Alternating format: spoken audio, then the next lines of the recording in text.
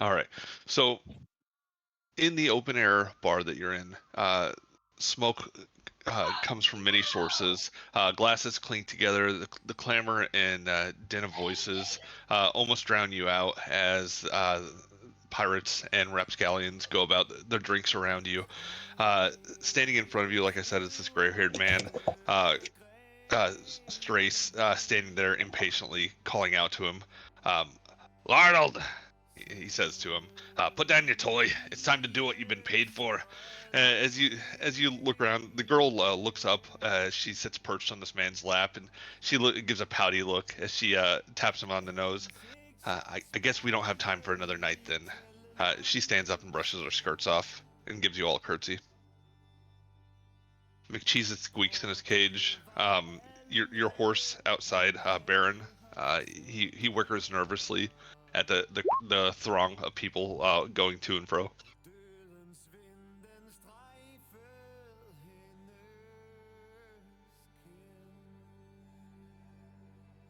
Just out of Patience. curiosity, are you guys doing anything?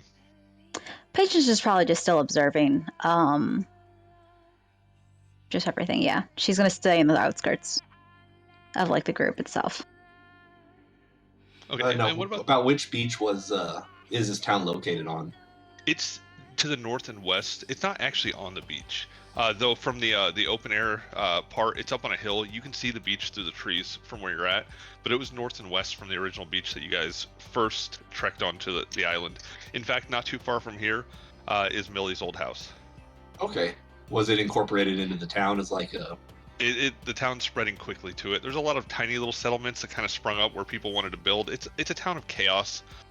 People take what plots they want, build what they want, and sometimes they go out to sea, find better places to live, or just never come back. And some places are abandoned for a season before someone takes over and builds onto them. So even the houses that have been here have built up, probably multiple residents living in them. It really is pure anarchy here.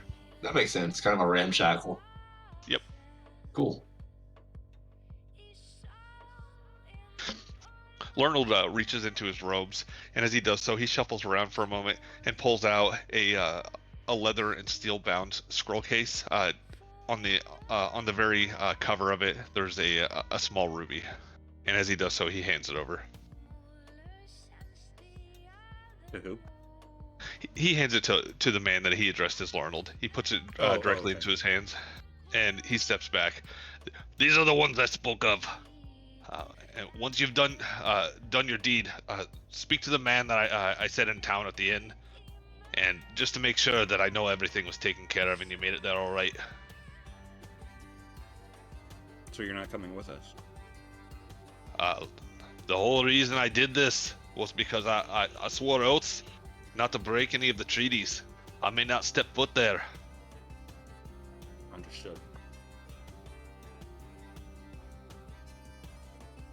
Well, safe travels to you then.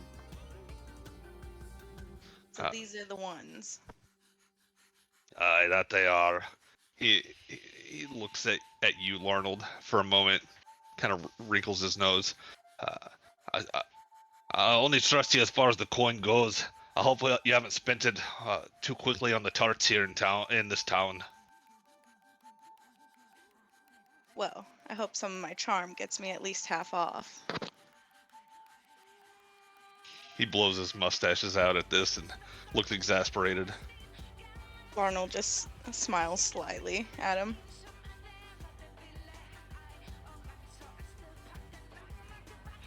Well, my name is Larnold. What are your names? Adriel. My name is Kellen Treeson. I'm Lewinthrin, otherwise known as the Winter's Orphan. It's a pleasure to meet you. You Patience. too, Louis. Patience is leaning in the doorway of... Is this an inn or a bar? Or a tavern? This is a bar. It's there are 4 main posts on all 4 sides. Kind of Polynesian build in a way. Palm wood banisters raise this massive palm leaf roof above the place. It leans haphazardly on the hill that it's on. tiki cups line the wooden shelves behind the circular bar going in the place. The floorboards are made of rushes of palm leaves and other island plants. Okay. Yeah, Patience is leaning kind of like in the doorway, I guess, which is like a mostly open doorway, and just nods in their general direction, but does not give her name yet. Lewinthrin looks around at the party and says, I think we're about to take a one-way trip, my friends, so make sure you don't have any unfinished business before we depart. Unfinished I- business or not, we seem to be in a bit of a rush. She kind of looks over to Strace. I think we're all ready to go here. Very well. Strace doesn't really answer you as you look at him and says that. He takes it just as given, assumed. I mean, it's been it's been a 3-day journey getting here, and he doesn't seem to be someone that dallies about. She's fine with it at this point. She just mentioned that we kind of need to get going. Arnold, we're about to put our lives in your hands. Might I ask, where did you study magic?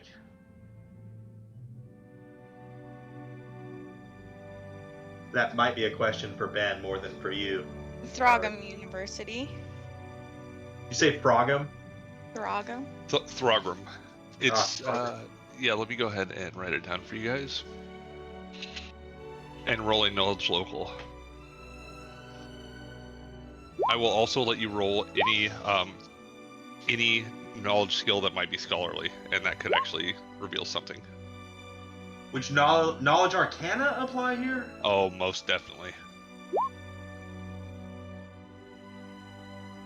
Well, Patience already rolled her knowledge of anything, and it was not great. She's more of a Man. on the roads learning something.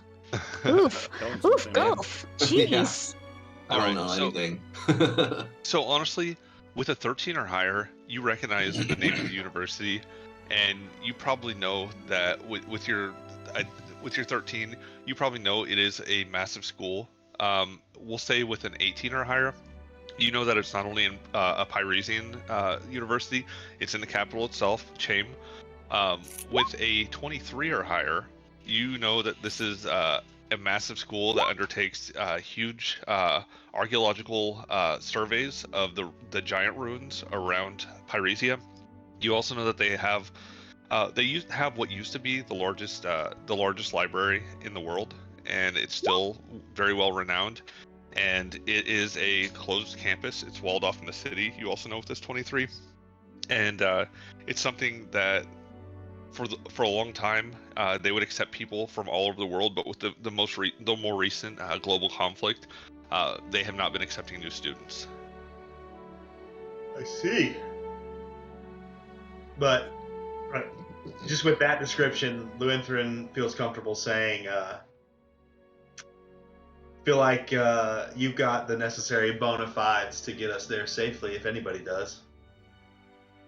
Oh, I've got all the necessities to get you guys there. Strace raises his eyebrow and just kind of shakes his head. Just do what I paid you for. Now, don't get your knickers in a twist. I'll get them there. He turns beet red. Patience is now frowning underneath her mask. So Strace said that Arnold should check in with someone when he gets there. Yeah, and this is something that you would know, Arnold. I didn't tell you this beforehand. We'll say Callum. There's a dwarven man named Callum that is at the Juniper. The Juniper, which is one of the taverns that you know of, just to check in with them to make sure that you actually got the people there once you teleported them and finished your job. Okay. Were the rest of us expected to do anything specific as soon as we got there? You guys are only there to gather information and possibly use the library. Okay, I didn't know if we needed to like check in with somebody or anything like that either. And I don't know that yet, correct? No, you don't know. Honestly, Strace has been very tight-lipped, especially once he saw you trying to do your thing with some of the sailors on the on the ship that you traveled in on. But he's been kind of tight-lipped about your their job and any attempt to pry it out of him. I mean, you probably didn't get much info. Alrighty.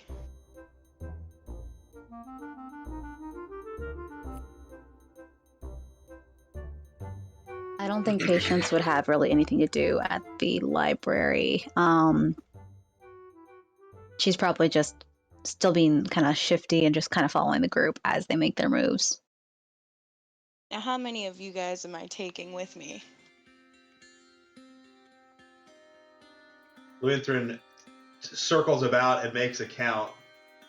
And obviously, it's with the 5 of us plus, I don't know if the animal companions need counted in the count. The animal companions don't, but the horse does.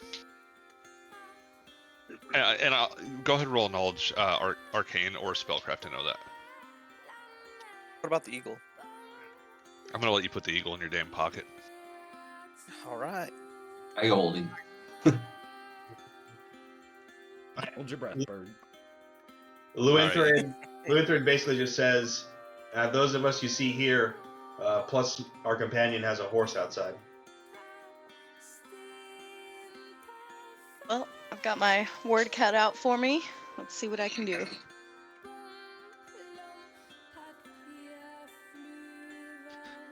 Why don't you guys go ahead and give a quick description of yourself since we got a new party member, and I will let Lonald also describe themselves.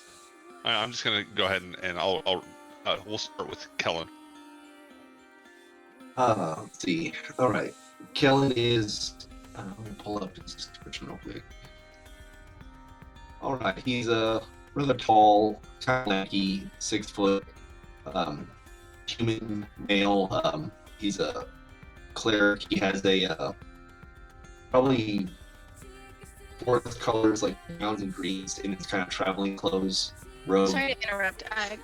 Clerics are like healing. Yeah, and they're generally like priests.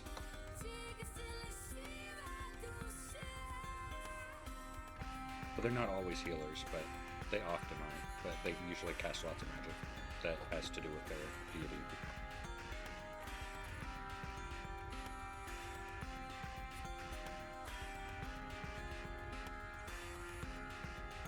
He wears like a number of scroll, like 2 cases at his waist. He has a kind of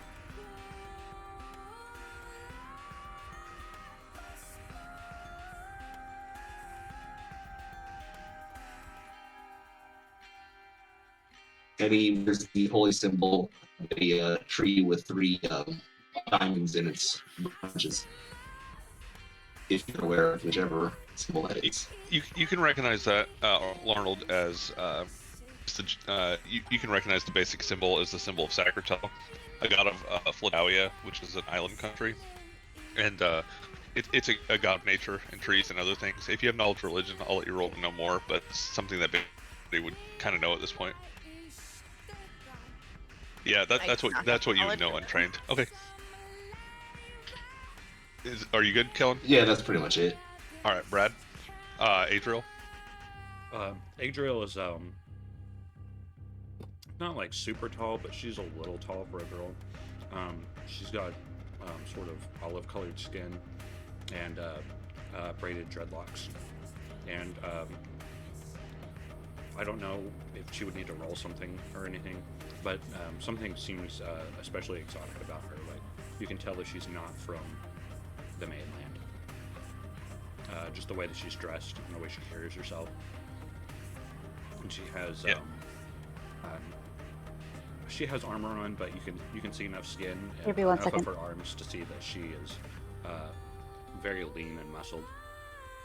And on her back, she has a long glaive. It's sort of like a spear with a blade on the end. Glad you explained what that was. That was going to be my next question. Okay. Are you good, Adriel? I think so. Okay. And what he was describing, he looks like an Easterner. He looks like someone from the Far East.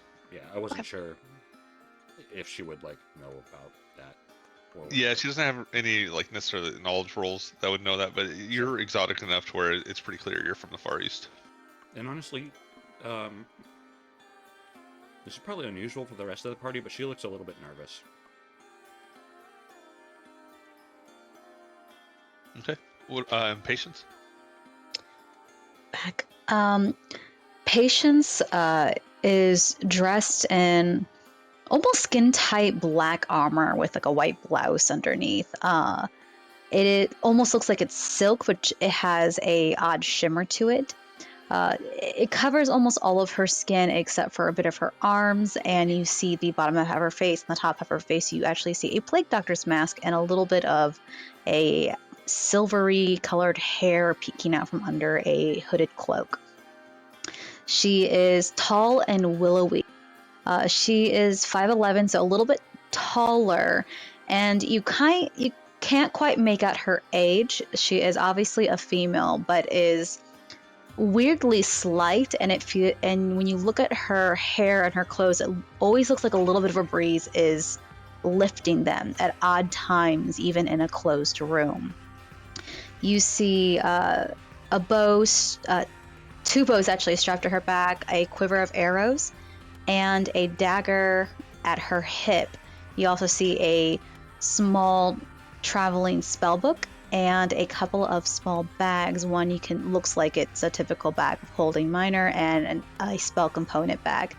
She hasn't said much, and she probably won't say too much, but she is standing beside a large boar with a bright blue bow and the most decrepit looking rat you have ever seen in your life. You actually are wondering if it's not some kind of sad stuffed rat that was poorly maintained. It looks that wrong. And she is just leaning against the doorframe, waiting for her party, I guess, to move, and she's not really making direct eye contact with anyone, but you can tell she is still looking around the room and aware of what is going on. And even though you can't see her face, you probably still get the impression that she doesn't like you. Yeah, she's always silently judging. Not to speak for you, Rachel, but I just kind of assumed. Yeah, No, that is 100% true, yeah. As Jace has known, he's been trying for years to become friends. Hey, she has been willing to save his face. That is a step in the right direction. That is, and that's also something I've been working on the side, and I'll kind of throw you some of the ideas I have for your fix on that. Woot woot. Yeah, is that everything, Patience? That's it. Okay, hey, Lewinthrin. All right. Well, in part, they say a picture's worth 1,000 words, so I just threw a picture in the Discord, if you got that up, just to give you generally a feel. But Lewinthrin's about a little over 6 foot tall, kind of lithe, lanky-looking elf. But he's an elf with light blue skin and very light blue, pale, almost white hair, and pointy ears. Don't know how much you might have interacted, but the Ondoantoans are frost elves from the mainland. Their culture is kind of a cross between like a Japanese culture and a Viking culture. You see, he's kind of covered in miscellany of implements. His hip is an ornate and to your eyes many things glow with magic or even just give the semblance of magic. But he's got a sword at his side. The type of blade technically is called a falcon in our world. But he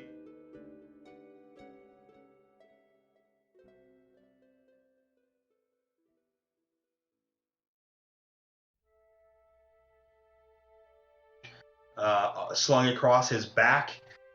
It's something you recognize. It's becoming more common these days, but it is a musket, and he's also got slung across his opposite hip is a rickety-looking, but something tells you it works just fine, pistol. He doesn't seem to be wearing any armor of note.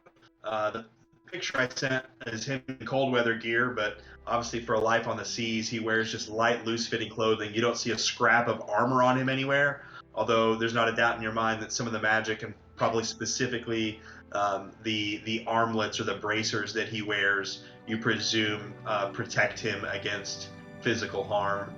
Perched on his shoulder is a tanuki, a raccoon dog, that seems to be looking around with even for a tanuki, exceptionally perceptive eyes. and you think there's something to that little creature more than just what you'd expect. All around, this entire party looks odd, but especially on a tropical island, probably the very last person you would expect to see is a frost elf from a frosty kingdom with this rather strange-looking raccoon dog on his shoulder.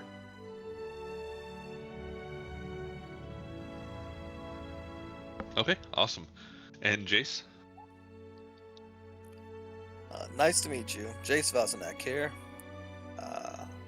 So he's about 5'11", black hair, green eye. His other eye is covered with a piece of cloth. He only currently has one eye. Black thick beard, a forest green cloak. He's ranger carrying a kukri on his back, lower back, just above his butt there. Sword and shield is on the back, and a longbow and quiver. He also has a jaguar to the next of it, to the side of him. Okay, awesome. You should describe your sword, bro. It's important. It would be sheathed. It looks very ornate. Long sword on the left side. Can't remember. Let's see.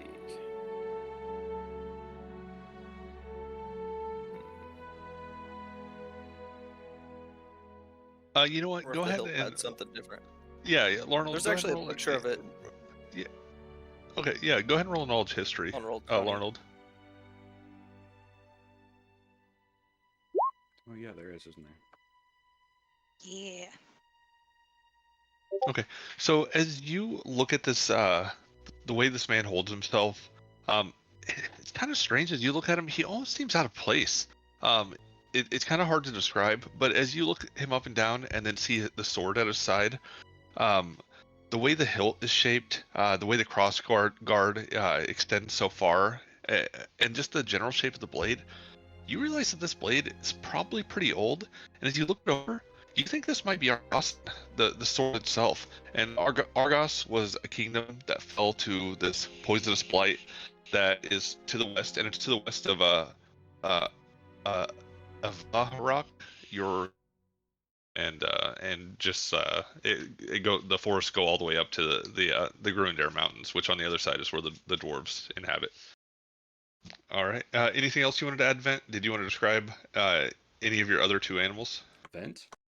I'm sorry. Well, all of a sudden you see Vent. Jace. Oh shit! Run away! Who is I this run. dimension crosser? I run as well.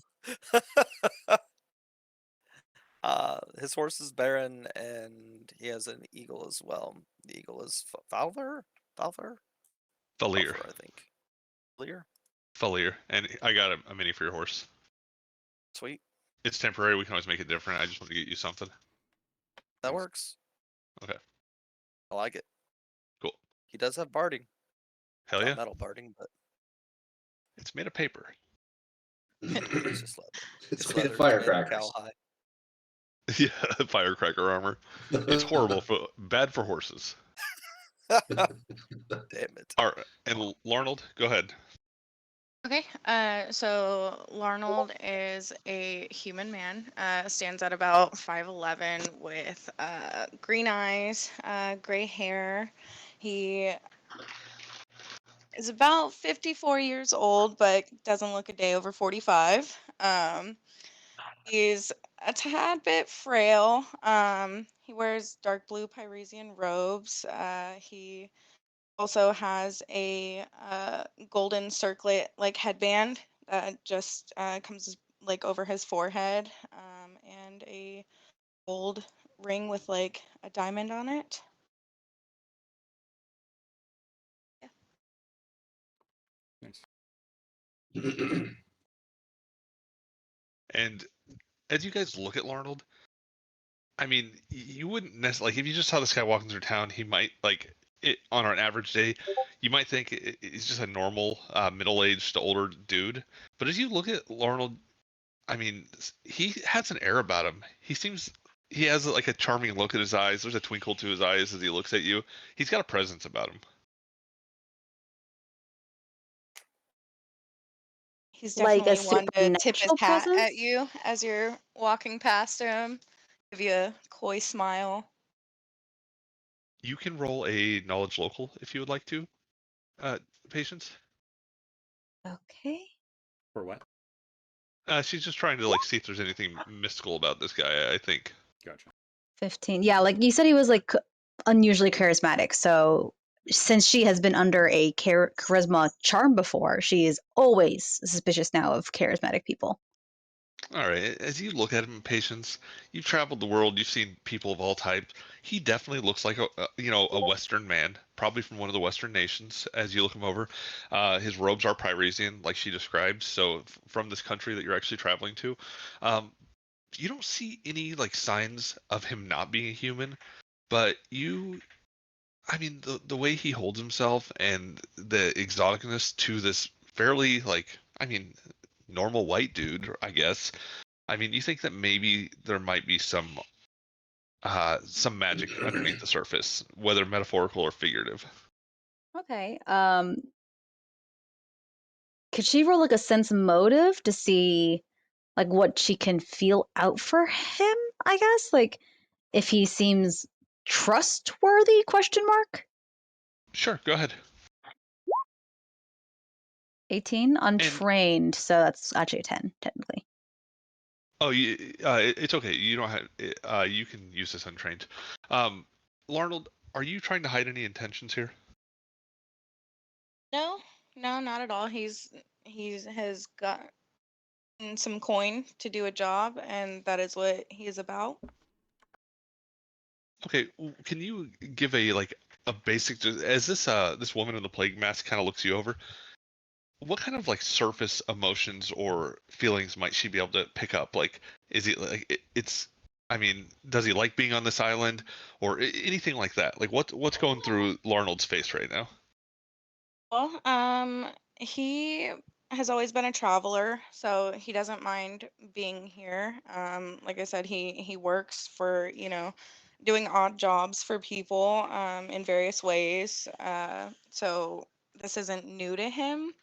He doesn't seem very off-put by you guys or anything. He, in fact, seems very lighthearted about all of it. Doesn't, you know, uh, seem to be like standoffish with anybody. This just a job to him, and you guys are various faces. All right, so All you, right. you kind of pick up something along those lines. One thing you'll know, Larnold, is to teleport the horse and everybody. You'll probably have to go out into the courtyard or the road to do it because they probably won't allow a horse in here, even if it could fit.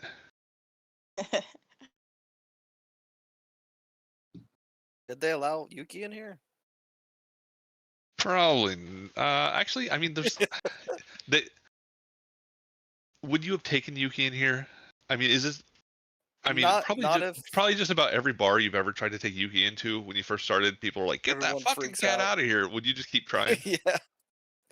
I mean, I mean, Patience is semi outside the door with like Pumbaa and her rat, I'd so probably have him out with like watching over Baron in case He's something riding the happened out horse. there. Okay. Yeah. So I mean, most people probably aren't super comfortable with you bringing Eagle's probably out there as well. a I doubt carnivore into Eagle would. their houses. Yeah, that makes sense. It's not a regular cat, damn it. All right, sorry, I've said my rant. So whenever Larnold, whenever you're ready, you have the scroll. You'll just need to make sure everybody is touching you, and you can cast it and teleport them.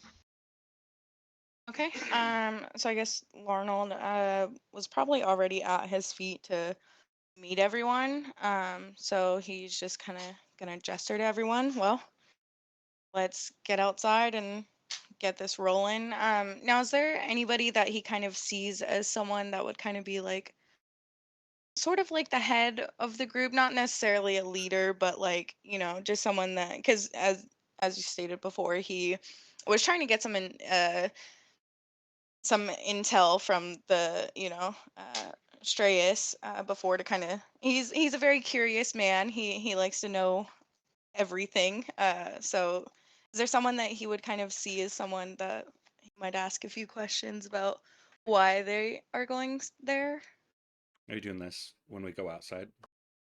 Yeah, I guess as we're like walking outside, just kind of making conversation, but also, you know, his curiosity is getting the better of him.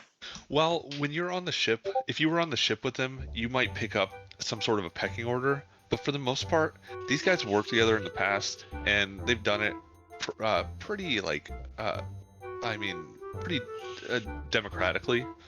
So even just the way that they stand around each other, I'll let you roll a sense motive to determine this.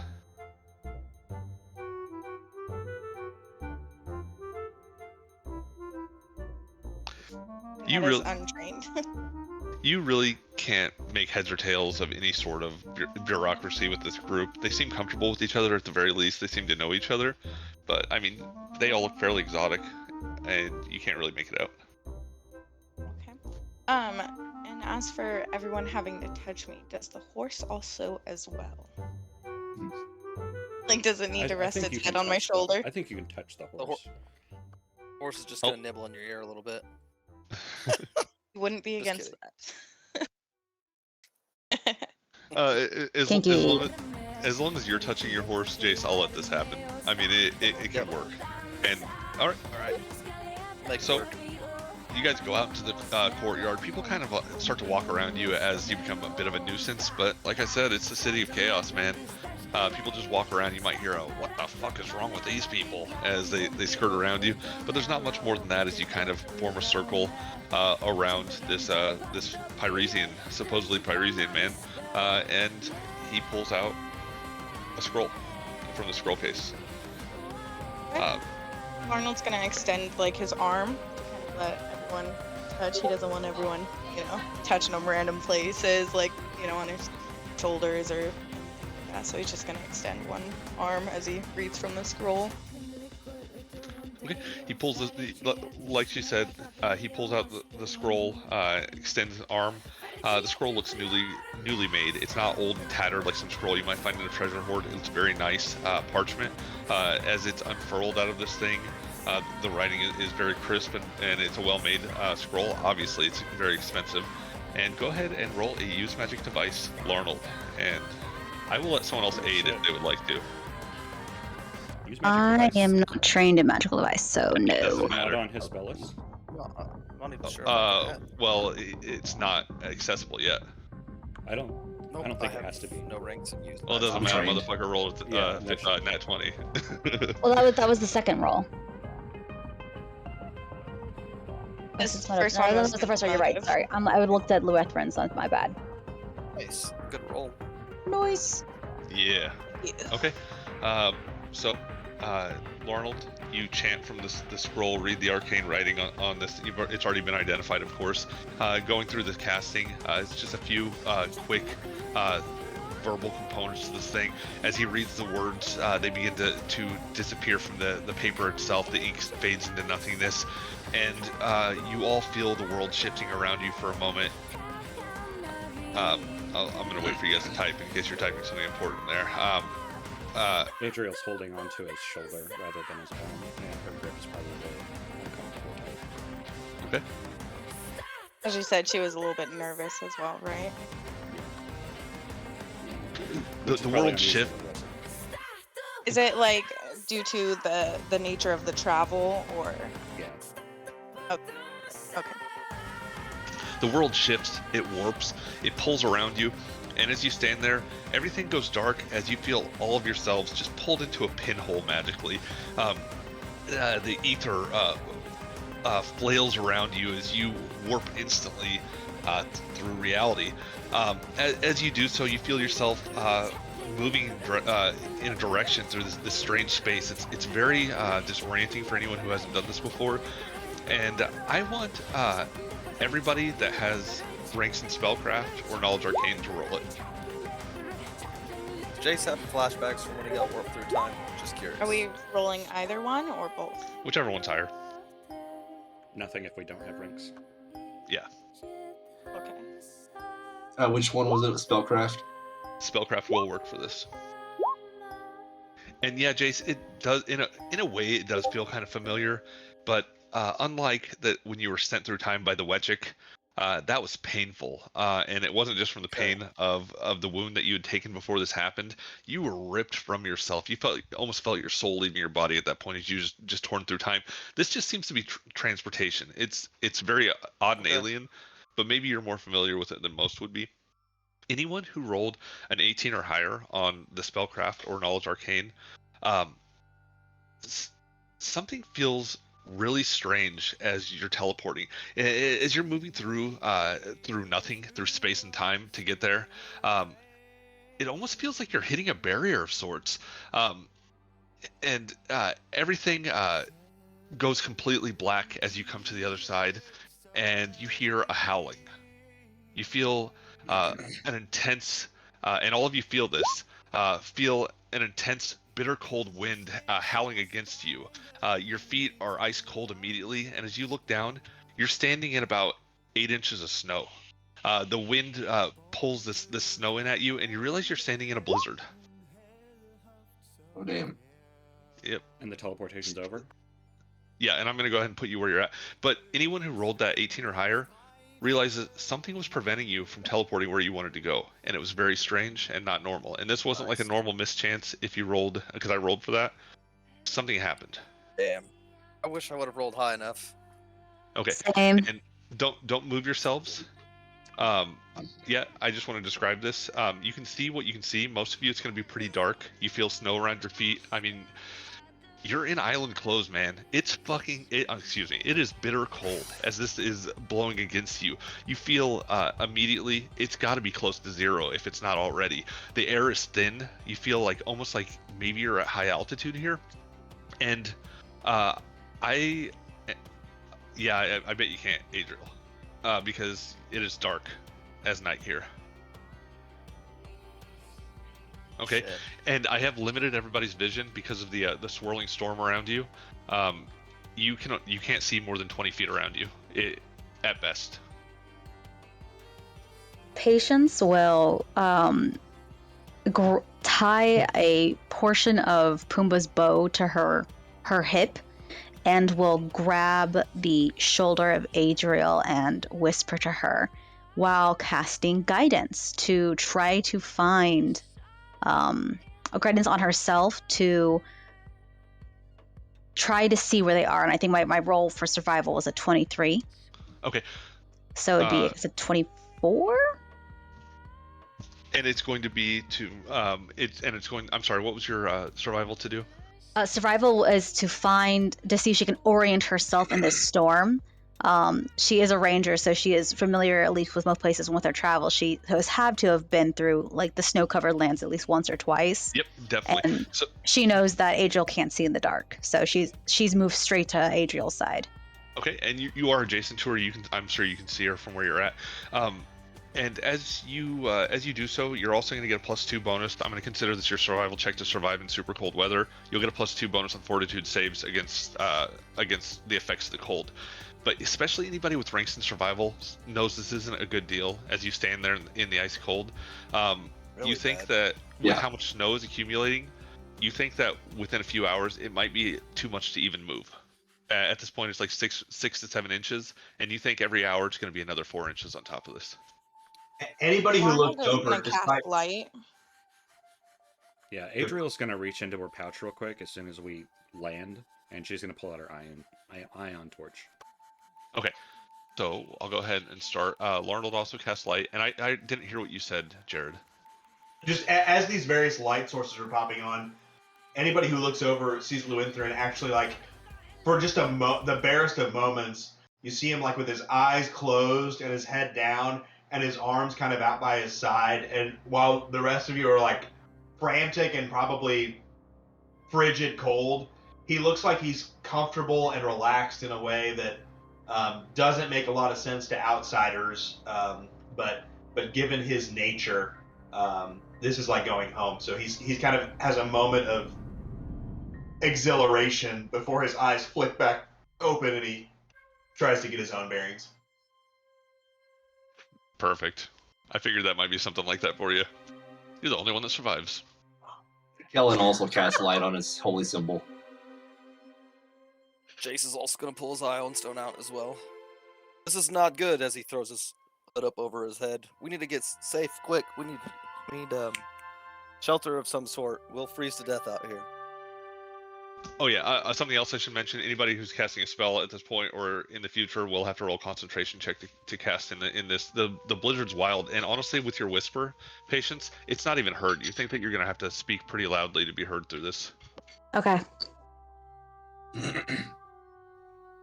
As soon as Adriel can see, she looks Yeah, over just to give me a Larnold. second to add it. Yeah, go ahead. She looks over to Larnold and said, "I thought you were taking us to Chain. What is this?" She looks angry. I'm so sorry. Can you repeat that? I thought you were taking us to Chain. What is this? With us having rolled, or me having rolled higher than 18, like, what do I know about this? I rolled like 28. Yeah, sorry to throw you into the lion's den here, Harley.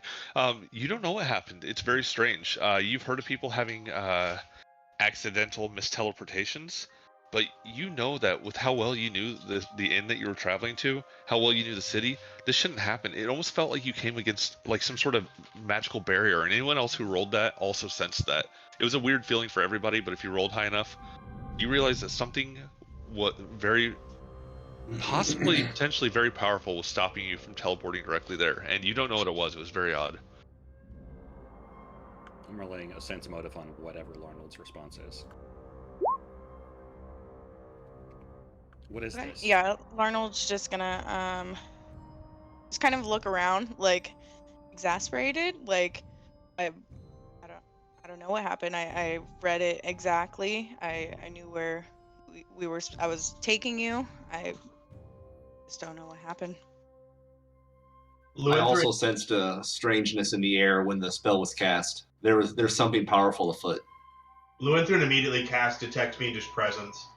His hackles rise as he fears Onari might be involved. We have to roll a concentrate every time we roll like a spell? Yes, all of you will have to roll a concentration check with every spell at this point. Okay, can I roll a Detect Magic? Yeah, go ahead and roll your concentration first if you haven't, Lewinthrin. Oh, you did. I think you may have actually lost your spell there, Lewinthrin. It's just a cantrip, so I basically would try again if I failed. Okay, yeah. Okay, well, I won't make you roll 1,000 times to do it. Just give me one. Let me add a torch to Jace real quick. Sorry, I've been trying to go through. Jace, did you say you were busting out the ever-burning torch? An Ion Stone. It's an Ion Stone. So, is it just like a I got torch? one. Yeah. It's exactly a torch. Hey Okay, guys, I'm and- dumb. I Except I don't have see my hand. concentration. Where is that? It's on the spells page. Yeah, it's on top of like your spells. No, where it says spell casting. Let's see. It also I don't seems have to a link spell. it below each time you link a spell on the main page. There's a little concentration word. You just click on it. Oh, that's handy. Ah, you were correct. Oh. Okay, You were so the best. It did not concentrate well. Let me just double check a couple things here before I'll get what happens when you cast your spells. Just give me a sec. This is super bad news, guys. Yeah. It ain't the best. We're gonna have to cut the horse open and crawl inside to keep warm. No, not Baron, bro. Okay, so Don't talk honestly- about Baron like that. honestly, most of you, when these lights start blinking up all around you, they are not as big as they would normally be. Just from like they catch on the snow around you, and you feel like you're making just a globe of light on wherever you're at. Most of you can see that you're on the precipice of something. Thick, billowy fog surrounds the precipice where you stand. The snow is deep. Water from who knows how long ago is frozen in puddles around you, and the snow is untouched here as it's just billowing and filling up. You don't detect the presence of Onari. That's what you did, Fiendish Presence, correct? That's right. Yeah. Okay.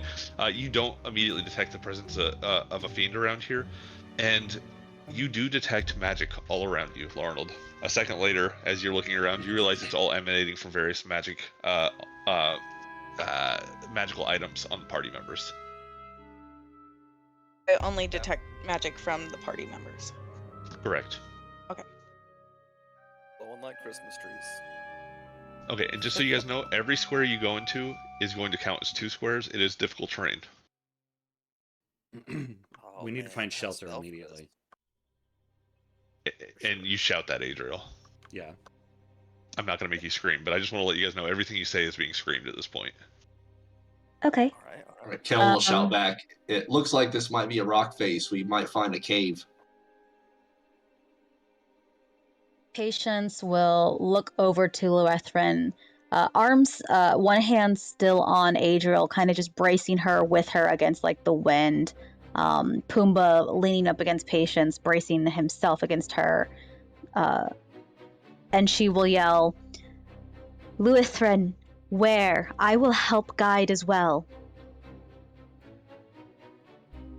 Lutheran. She's not too worried about herself dying yet because she's pretty hardy when it comes to like the environment, but she knows this is Luethrin's territory, the cold and the snow and. Yeah, Lutheran knows, even though he is, I mean, basically almost not even bothered by most of this at this point, he knows it'll be fatal to everybody else. So with a nod, he just kind of starts setting off towards the southeast bend. All right, go ahead and Whoa, move yourself whoa. one full movement if you'd like. Before he tries to move, you shouldn't leave. You should tether to the party. I'm gonna hand him a piece of rope. I'll hold the other end. You don't understand. I'm not as susceptible to this as you all are. You need to stay together for warmth. I can scout ahead. Will you be able to find your way back? It is a blizzard. Better than most, but I won't die of exposure like you would. Patience nods. Less talking, more moving. Every minute is one our human companions may die. And with that, he appreciates what you're after, Jace, but he just turns and heads off.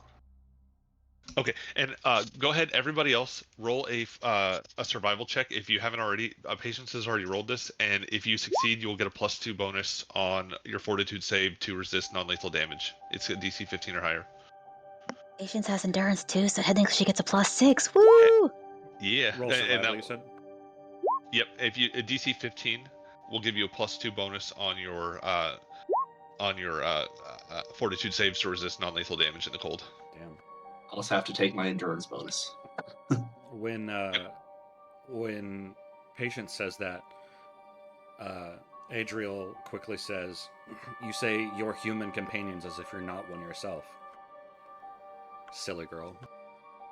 Patience, you can see there is a bright smile, lips almost bared, and it's almost like a feral smile as she turns her head toward Adriel. Our human companions include myself. Am I not part of a we? She nods her head, grasps Adriel's shoulder a little more tightly, pushes Pumbaa in front of her, and starts marching in the direction with Pumbaa and Adriel. Pumbaa, since he is big and large, and he's actually a sure-footed companion, so he is able to roll +2 on dexterity and is kind of trampling down the snow for them as she walks behind. So while she's not going to die, it is difficult for her to walk in high snow. She is a slight woman. And she's making sure Adriel is behind her as well, offering her as much shelter from the direct snow and wind as she can. Cool. Okay, everybody is welcome to take one full turn in any direction they want to go. Lutheran walks out into this and disappears from the view of most of you in the blizzard. And movement is double, right? Yep, it's all difficult terrain. I can go 30, so that means I can go 15. 1, 2, 3.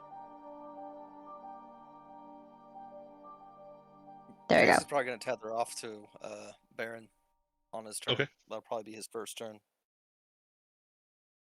Yeah, Patience and Pumbaa are basically right in the same square, so I'm just going to have them overlapped like that for now. Also, Ben, was this the new Pumbaa token, or is this the old Pumbaa token? I think it's the old one.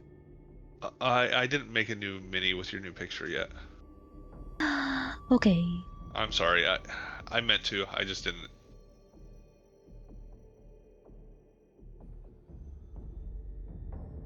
I forgave you this once. If you share the picture in Discord on one of our breaks, I can make it really easily. It's okay. No worries. I'll send it to you, and you can do it when we have time.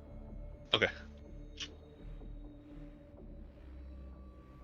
And just so you know, Arnold, you can only move half speed at this point because of how deep the snow is. Oh, okay.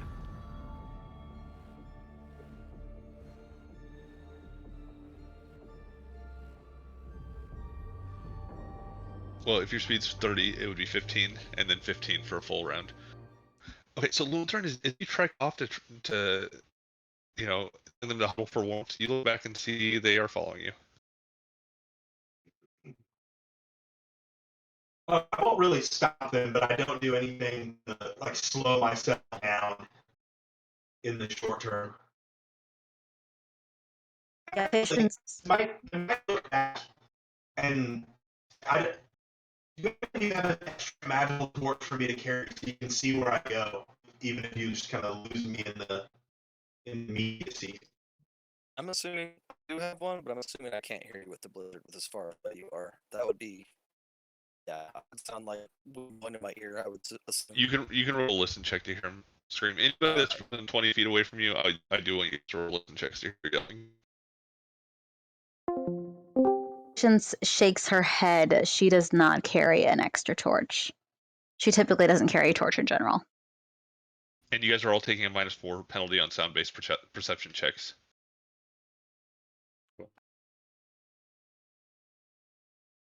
I'm sorry, it's a -8. A -8. Oh, -8. 14 then.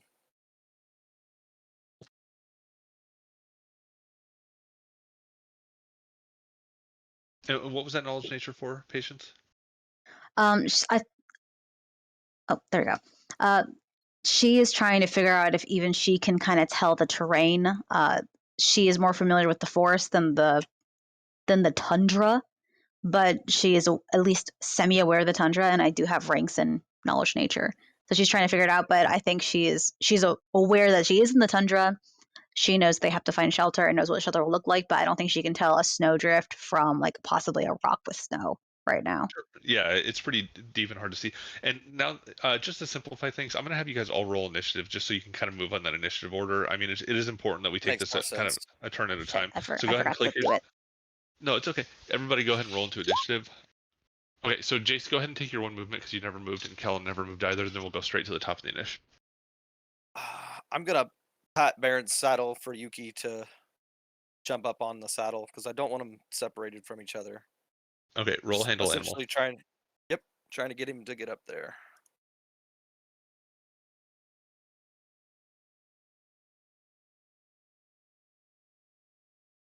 Okay, he hops up there without a problem. Sweet.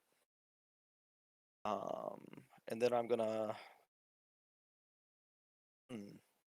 free action yell at Kellen.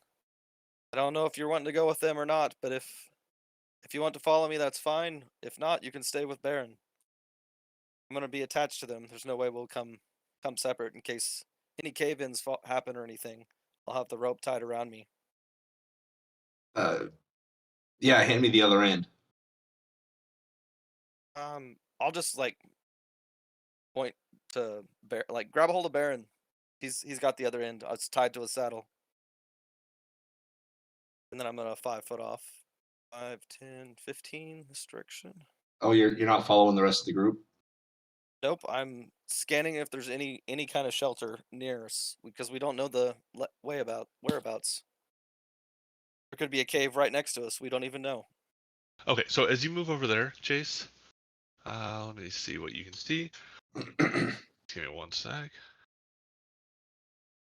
Okay, you realize that you are looking right off of a massive precipice. The clouds are thick that way, and that is an edge that you're looking at going directly down, or at least at a very sharp slope. Holy shit. You think that you might be on a mountain. It appears we're on the top of a mountain or on a cliff of a mountain. I'm gonna try to yell that. I don't know if he can hear me or not. Yeah, I'm That'll within be my 20 feet. turn. All right, Kellen, go ahead and take your movement real quick. All right. Well, I'm gonna follow the rest of the group. 5, 10, 15, 20, 25, 30.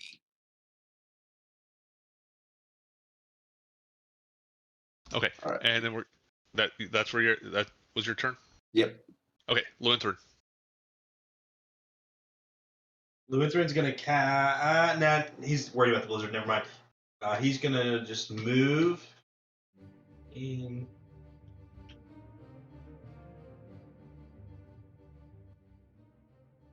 I get to about there, and I can't actually see anything past right in front of me, Ben. It's like a gray haze. Yeah, that is your limited dark vision, because of how thick the snow is and everything, the blizzard around you. Normally you'd be able to see much further, but just with the wind and the snow around you, you're limited to 20 feet even with your dark vision. Well, it's even different than that. Yeah, I kind of here. I'll turn it back. I tried to set everybody's to a different kind of dark vision to help differentiate from light, but I'll go ahead and change it back. Yeah, I was just making sure, like, Yeah, I can't see anything 5 feet in front of me. there. Is that better? Yeah. Okay. But just taking a double move, that's where I get to. Okay, so you walk over chunks of exposed ice and snow around your feet. You can't even hear the noise of your feet crunching into the snow from the wind blowing around you.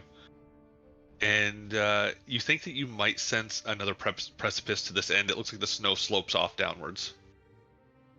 Yep, got it. Kellen.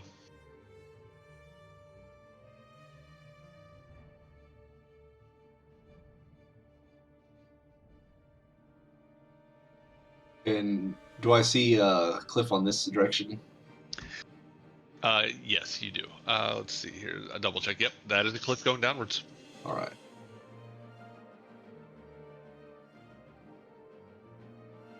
Is that your turn? Oh, there we go. First move. This is the full turn, right?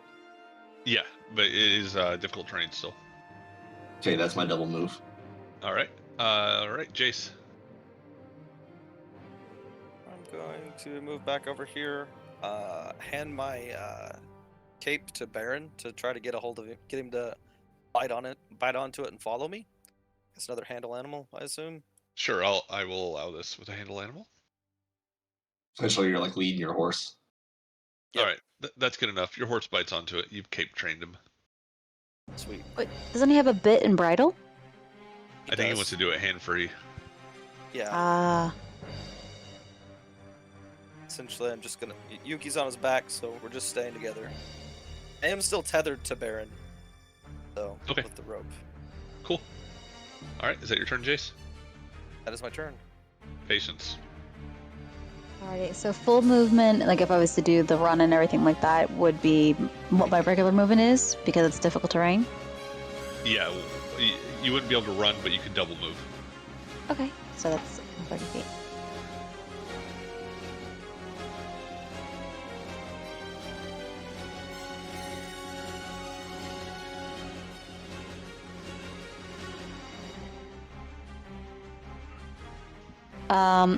And she would be following the footsteps of Luethrin. Okay, fair enough. Because I think her survival was high enough, unless you want me to re-roll it, and she gets a bonus for that when she's doing tracks, and she's actively following his tracks. Yeah, you guys don't have to roll survival check. If you waited too long, you know you probably would, but they're still fresh enough, even though they're filling quickly with snow. It's probably not even footsteps. It's probably like knee-high, like trenches. Yeah, it's true. And Pumbaa is just reinforcing that with his giant Pumbaa body. He is there. Okay. Was one movement.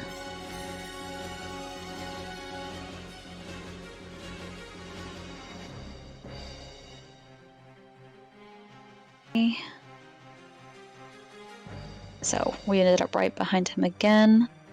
And she is going to do a perception to see if there's anything she can see that maybe the snow clears briefly and she can see like a cave or an outcropping. Okay, I'm going to move Pumbaa off you so I can kind of see your vision. I need to have you on top to do that. Just give me 1 sec. Okay, go ahead and roll your perception check.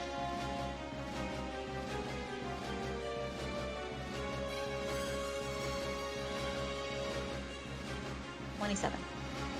Okay, as you look around to your right, it looks like the cliff face actually raises up here. It looks like it goes to a higher elevation. And over here, it seems that it drops off. He's 5 foot from Luethrin, right? Yep. Okay. She is going to yell at Luethrin, gesturing at the left side of her. Up that way. And then also pointing to the left. Death that way. And that'll be her turn. You can see him nod from this close. And then she'll wait, because I know that we have different turns, but obviously Adriel's right behind them too, so. And I assume you're just following Adriel? That's the plan, but before she does that, she's going to yell over to Arnold and say, "Do you have any magic to help us through this?"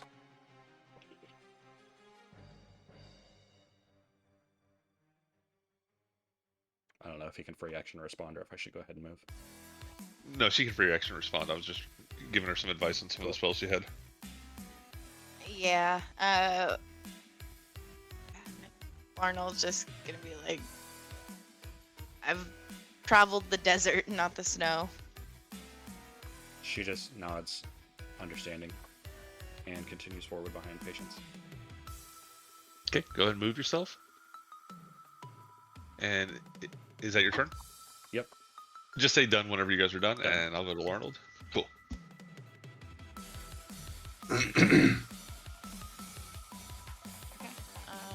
How far am I able to move? You can move 30 feet in all. It's half your movement, so if you double move, it'll be 2 15s. Okay.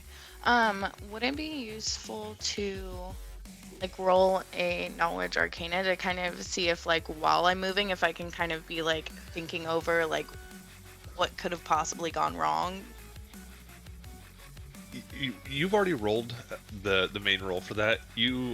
Everything's chaotic around you right now. I'm not going to let you re-roll that unless you have a moment to kind of a moment of zen, basically a moment to study over it and try to figure it out. Okay, then I will wait till we get somewhere safe. Okay. You said doing a double move, I can just take the full 30, correct? Yes. Okay, done. All right, Lewin's turn. Alrighty.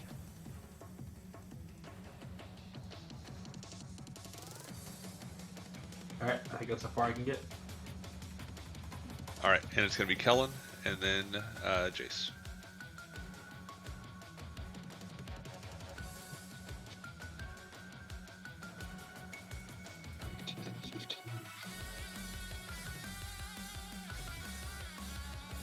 BRB, 2 seconds, guys. My computer is fritzing.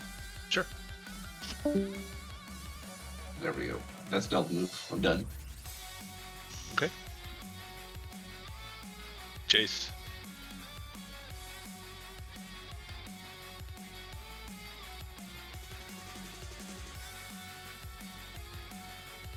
All right. Is that your turn, Jace? Yes.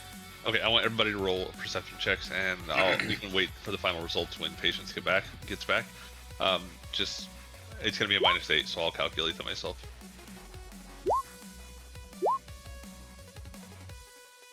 Damn. Jeez. Awful. Fuck yeah. Whole eagle eyes up there.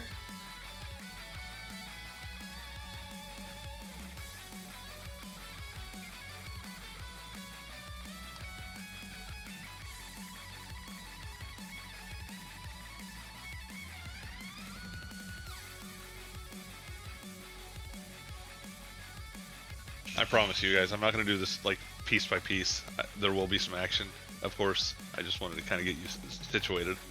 You're gonna put us in Robux. Yes, this is better than Roblox. It's got nice.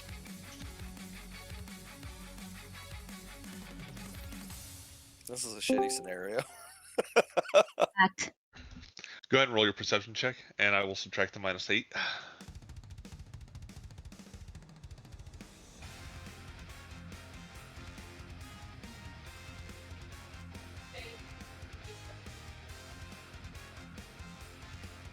What did I miss?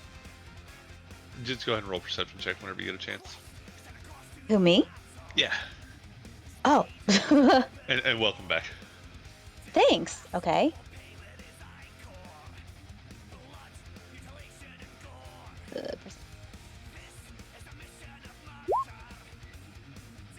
Okay. So as you guys are moving along, it's a sensory overload with the wind and the snow. But Jace, as you're stepping into the snow, you feel your boots slip down to the ground itself underneath the snow, and you feel a vibration in the rock. And for a moment, it almost seems like a minor tremor, like an earthquake of some sort. You just rolled too high not to like give you something here. It almost seems like, I don't know, maybe something is moving through the rock. Alright. You feel like something's burrowing. Okay. Anyone feel that?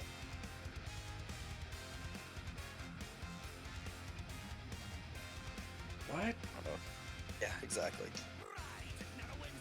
I'm aware, but no one else is. So mine was my 8. Yeah, everybody's getting a -8 to this. So mine would have been 14. Yeah, it's still it's.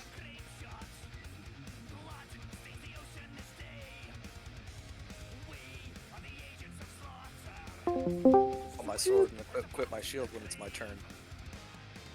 Okay.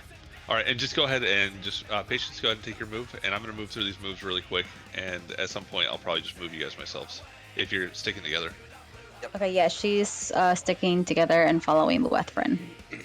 We're following up the rear. Okay. All right, go ahead and move patience.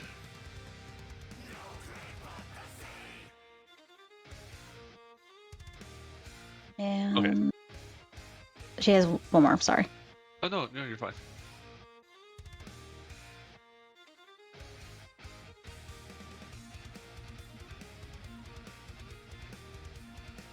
There we go. Adriel's done. Okay, cool.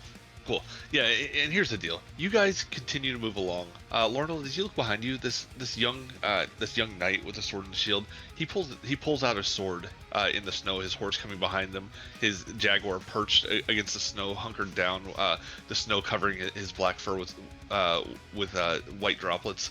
And Lutheran, as you're pushing through here, going down this area, it's clearly winding down. I'm gonna move you a little bit, Lutheran, just with your normal. I assume you're moving still. I'm not gonna make you guys move piece by piece. And right about when you get here, just pushing through this blizzard, you see the rock face rising up to the right here, and you sense it's not only sloping down this way towards what you assume is the cliff itself, which you've seen kind of winding along this whole area as you were moving, but as you get here, you realize it is winding down in this direction as well. It looks like it's turning into almost a path between the rock and the cliff face. And I'm gonna move you guys all. You're just pretty much all following at this point. So I kind of want to get you to a certain point. As you get here, let me make sure you can see what I can see. I'm gonna move you one more. I just wanted you to see that it drops off here, and the cliff's here, and it's winding down to like almost a natural path where the cliff narrows down, but it is clearly going downwards. Okay, I'm gonna move all of you guys down there, or at least like equivalently. Just give me one sec. And don't worry, Jace, you're not going to be directly by this cliff. Just give me a sec. Okay, thank you. Yeah, of course.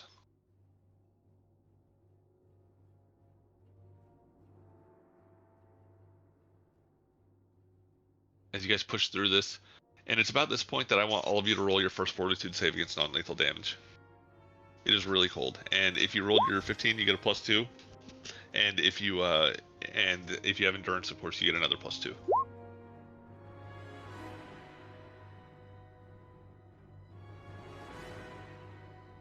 Okay, it is going to be a 16 or higher.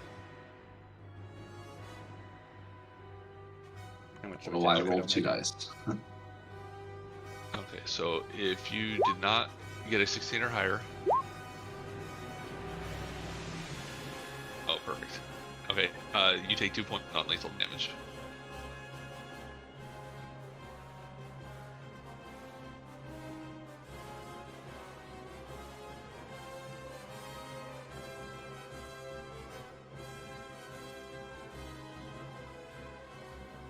I'll let him have your +2 bonus since you're fort save, but he's still gonna roll it. It's cold in your pockets. Let's freeze to death.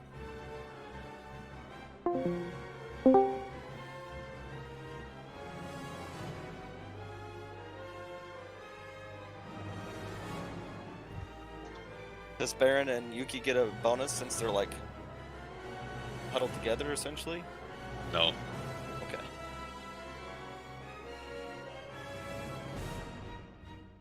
And +2 onto that, I guess, with the 2 you gave me. Okay, he does not take non-lethal damage. How much was it? What did it have to beat? DC 16. A 6, And that's a 16. con check, not a fortitude Okay. for Yuki. Yeah, roll fortitude save. I think I did. That's You rolled a check. constitution. Yeah, you should have Oh, more of a my bonus bad. than for it.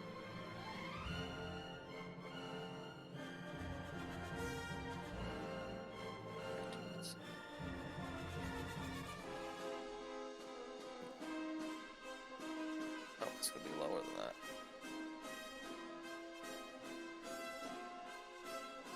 McJesus is not fortitude. Okay, McCheeses takes 2 points of non-lethal. Okay.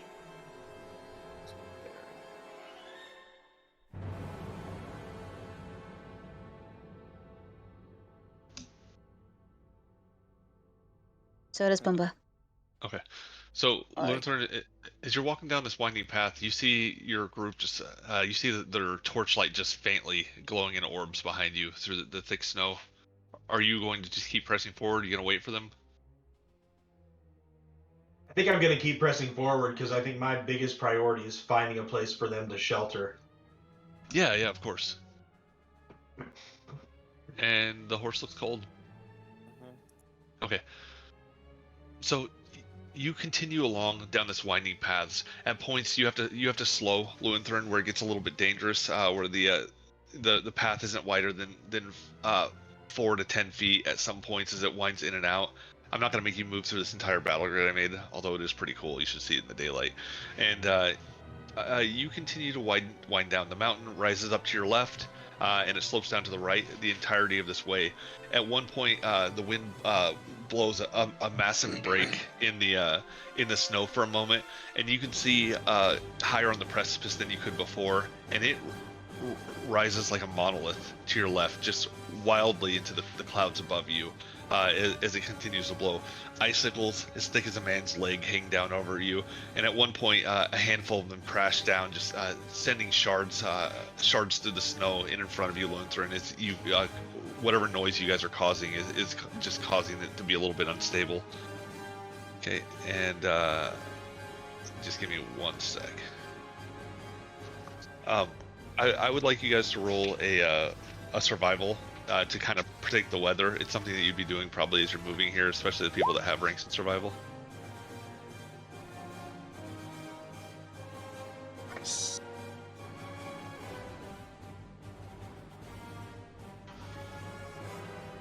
And it is a DC 15.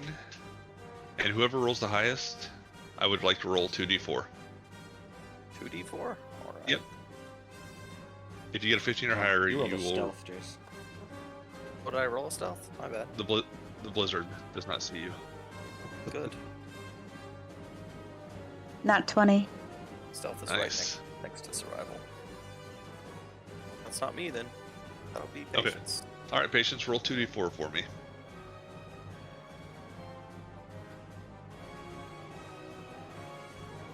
Anyone with a awesome. Anyone with a 15 or higher thinks that the blizzard conditions are going to last for at least another 6 hours at this point, and then it'll probably just move to a heavy snowstorm for a certain amount of time. But at this point, you think you got probably 6 more hours of this. Okay, you continue down this winding path. It's getting really cold. At some points, you have to very gently lead Baron through certain passes, Jace, as it winds to a very thin spot. But you're able to do it without your horse falling off the edge and pulling you both down with it. I'm going to say at one point, Baron does almost lose its grip. You grab onto the reins and just calm it as the wind blows it up against there, and you're able to stop him from panicking as he almost goes off the edge, and you're able to move along and continue. Roll another fortitude save with your +2 or +4 bonus if you have it against non-lethal damage as another 10 minutes pass as you continue through here. Is it still a DC 16? It is still, I don't know if it increases. Let me double check while everybody's rolling. I think it might actually increase. 50 cents.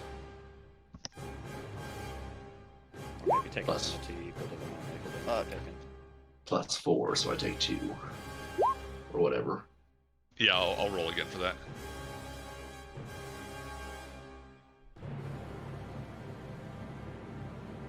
Just gonna roll on the pets again.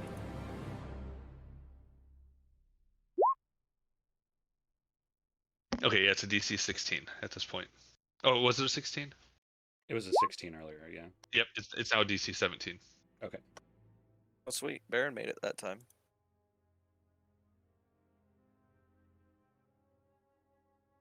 Is this for all of our pets? Yep, everybody. All right, so for us and then for them. Okay. I felt it. Yep, you'll take 4 points of non-lethal damage. 4 points. Yep, as 10 minutes pass. And do I get the +2 from last time, or is it just the 2 and the 4 that I had? What did you get the 4 from? Is endurance a +4?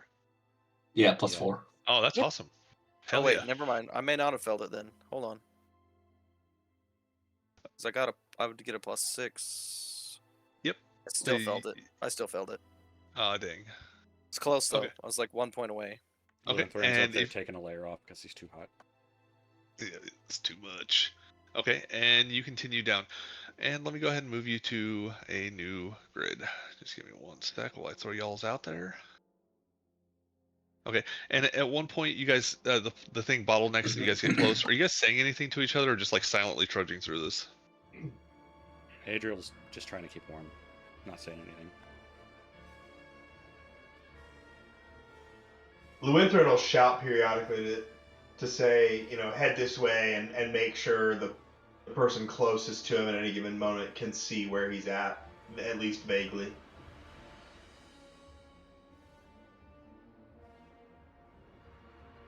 Patience is going to be like arm almost wrapped over the largest part, or as tall as she can reach, of Pumbaa's big old back and bristles, and like hiding her face in his mane and just encouraging to continue going. He's a sure-footed animal, but this is still a lot for him. He's a forest boar, not a winter boar. And keeps a hand behind her. I don't know. Would she actually reach for Adriel's hand, or would Adriel allow that, or would she be just kind of holding her wrist or part of her armor, Adriel? Honestly, at this point, she's probably got both arms holding her cloak over her, wrapped around herself. And if you reach out for her, she just shakes her head like, "I'm good." All right, then Patience would just nod and then keep both hands on Pumbaa, who is they're both basically supporting each other through the snow, and Pumbaa is basically breaking the path even more for Patience to step through and Adriel to step through. He's kind of forging right behind Lewinthron and making it much more stamped down. Okay. Sorry, I gotta add torchlight to all of you guys that have it real quick before I move you over. Alright. If it gets really bad, Patience will attempt a spell she has. Okay, the area opens up, Lewinthron, and as you start moving through these massive snowdrifts, everybody kind of fans out a little bit as the torchlight is slowly starting to catch up to you. You start to notice, rising out of the snow itself, massive boulders. And I do want you to go ahead and roll a perception check as you get here, Lewinthron.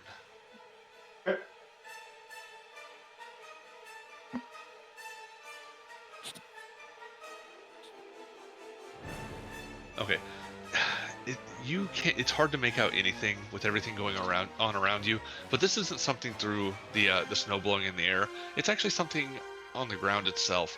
You notice one of the ridges you walked by in the snow over in this area kind of comes down to a slope right here, and as you look at it for a moment, something seems off. Go ahead and roll a Knowledge Arcane. And Patience, I want you to roll this as well. Knowledge Arcane? Yep, and you will get your favorite enemy bonus to this. Ooh. Let me check one thing.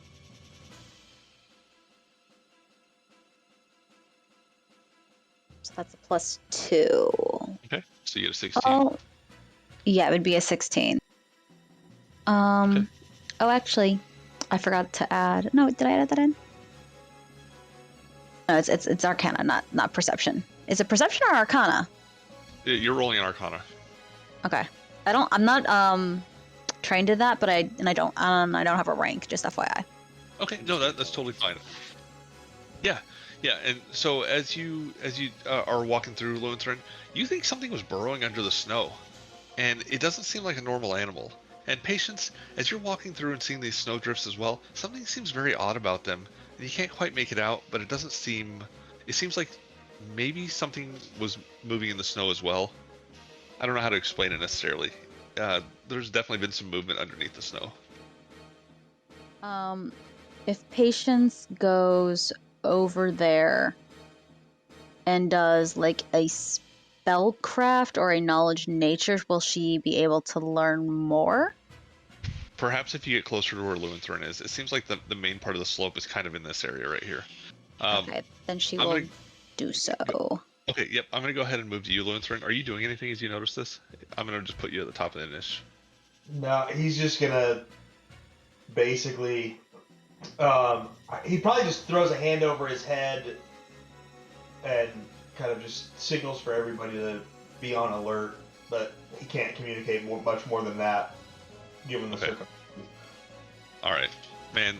The rumbling that Jace felt before becomes apparent to all of you as you're standing there with your feet in the snow. It started mid-calf and now it's getting close to your knees. The snow kind of shakes a little bit and settles. Yeah, you guys can go ahead and move one more movement as this is happening through the rumbling on the ground. That includes Larnell and Jade. Like one full move? Yeah, or like I mean, you guys can move as close to everybody right now as the ground's kind of shaking. Okay. And especially with the light here, you guys can see this rock face right here. The light shines up against it. It looks like a massive boulder sticking out of the snow. As everyone gets close, Lowenthron tries to stay loud enough for everybody to hear over the harsh winds. He says, "There's some large burrowing creature here. I'm not sure we should bunch up like this." Okay. And as he says it, I mean, nothing's jumping out to attacking you, but sure enough, you see the pile of snow right here. It quickly rises up and lowers as if something's moving underneath the snow in this direction. Roll perception check to get a general sense of which direction it's moving. It's only going to be DC 10. I don't think I can even see that far, so I don't know Okay. if I should even roll.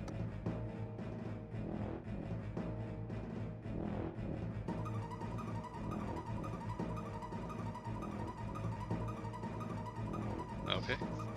Alright, so if you got a 10 or higher with your -8, you realize that the movement in the snow is coming from this direction and going in this direction. Like it's moving from your left to right, but everybody's right to left if you're just looking at the battle grid. So from this way over to this way. From here? Yeah, oh thank you. Okay. Yeah, exactly. Exactly. Okay, so man, we're gonna go to the top of the initiative at this point. You guys heard Lowenthron say that? Lowenthron, what do you do? The initiative is invisible. No, there's she's around something. Yeah. Okay, can I pull it back up? Let me see. I'll probably just have you. Can you not see anybody's initiative? No. Nope. Great, perfect. That's ridiculous. Okay, so go ahead and roll initiative. I hate that. Why is it doing that now? Yeah. And I do want you to roll your physical animal companions, but I'm fine with animal henchmen moving on their own turn. Because, of course, you all have to tell your animal companions what to do with handle animal or weapon entity. All right, Adriel. You definitely heard the movement, and I'm going to say you at least saw a little bit of snow pile up and from this point just rise up as something moved underneath. She's going to.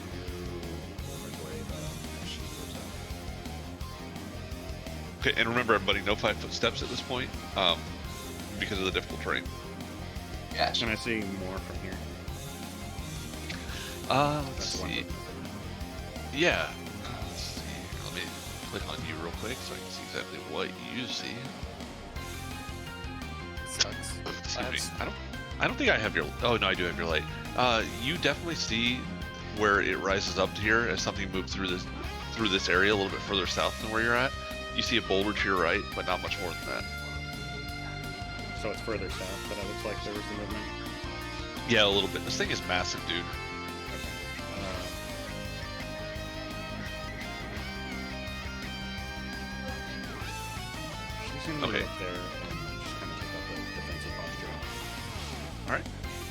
that your There's turn? something here. She yells back. I don't know if anybody can hear her. Adriel is probably the last one to know anyway, Okay. so. And then You guys hear Adriel shout that? Arnold? Larnold is going to cast Mage Armor. Okay. You're able to concentrate through the blizzard and cast it on yourself. Awesome. What does it look like, Larnold, as you cast the spell? Besides light for the first time around everybody.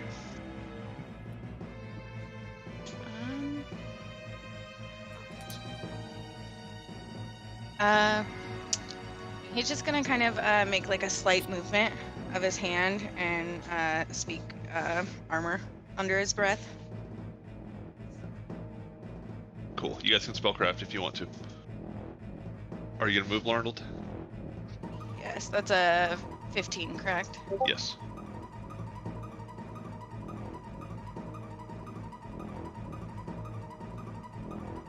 Damn, Callum.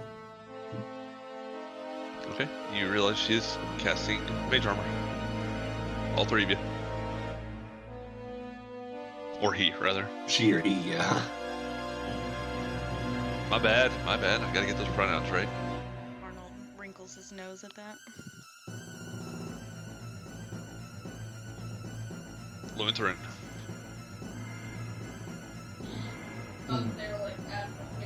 Then, do I get the sense, is the wind strong enough it would mess with ranged attacks? Yes, it would definitely mess with ranged attacks.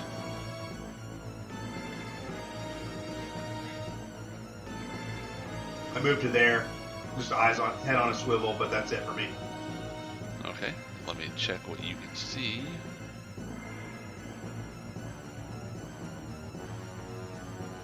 Alright. Give me one sec. Oh no, I'm just. You definitely see something making its way out of the snow over here. Just in this very last square, just in this very square right here, something massive is pulling itself up out of the snow for a moment. All you see is the massive hindquarters of something as it crawls out. Blue, covered in snow and icicles. This thing is a quadruped of some sort. I'm going to take your knowledge arcane from earlier. Let me see what you got real quick.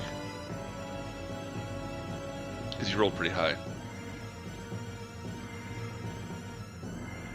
One sec. You realize you're looking at the hindquarters of some sort of massive magical beast. You think if you saw it clear, you might be able to tell exactly what it is. But it's not like a normal animal. It's surviving in this cold without a problem. Its hide is thick, it's massive, it's squat. It's it's the size of a hippo. This thing is huge. I've got my pistol in one hand and Hellshay in the other. Okay. Do you say anything? I say there's the beast, but Adriel's probably the only one who can hear me. I don't say it super loud. What? Okay. You barely hear him say that through the blizzard. All right, patience. Did I get anything from that 26 nature roll from earlier? No, nature's not going to do it with this thing. Okay. Let's see here. It's enough to let you know this is not an animal. Okay, it's a magical beast, so handle animal would do nothing, right? You can handle animal with magical beast at a -4. A -4, okay. What if I used wild empathy? I think it also gets a -4. Yeah, Rachel must use ability to influence match with an intelligence score of 1 or 2, but he takes a -4 penalty on check. Is it smarter than a 1 or 2 on an intelligence score? If it's not, then I can't use wild empathy. I will. You can always try it, unless you identify that it might be intelligent. You wouldn't know.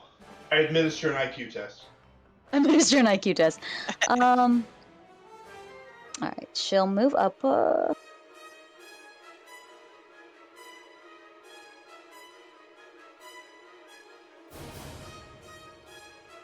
3 for 15.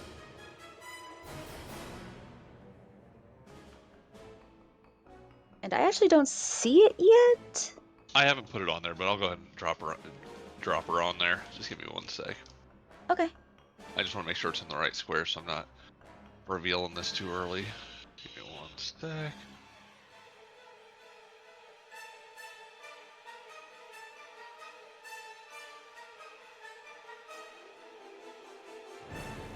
Oh my god.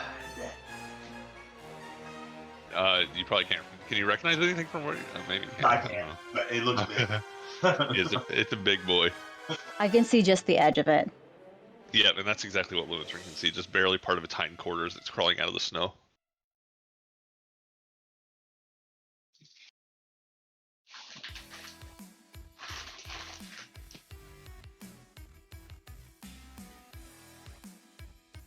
Okay, is that your turn, Patience? I didn't roll the handle animal, and that is a -4 you said on there, so it's a 23 handle animal.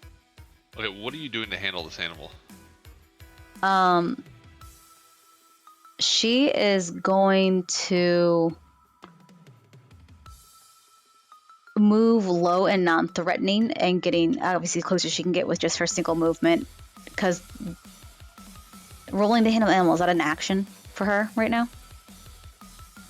Yeah, it is it is a standard action. Okay, good. Just wanted to double check that. She's actually gonna get a try up and just kind of not distract it, but try to get its attention and see if it is not friendly, but perhaps non-violent, like not super aggressive. And if the animal looks and then maybe doesn't care and just moves on its way, she might do a wild empathy to see if she can not tame it, but try to get it to maybe be a little bit friendly. So possibly bring them to like a cave. That's her plan, because it is very big. And she doesn't exactly want to fight it yet. Okay.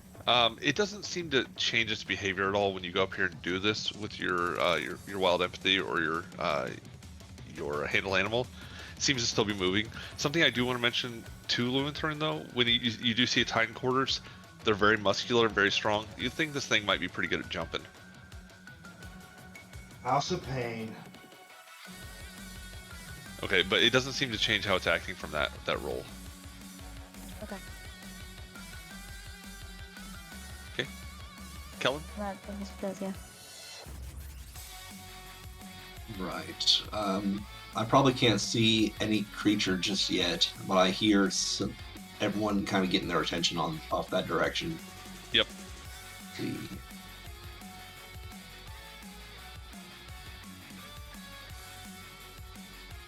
Probably move over to here, see if I can get a better view. That's a double move. If you can see it, you can see it. I cannot see it, so I guess that is my turn. Okay. All right. I don't think I have light effect on my character, if I should. Oh, I'm sorry. Yeah, let me help you out there. Thanks for letting me know. If anybody else notices that, let me know, because I had to add it again when we got to this map.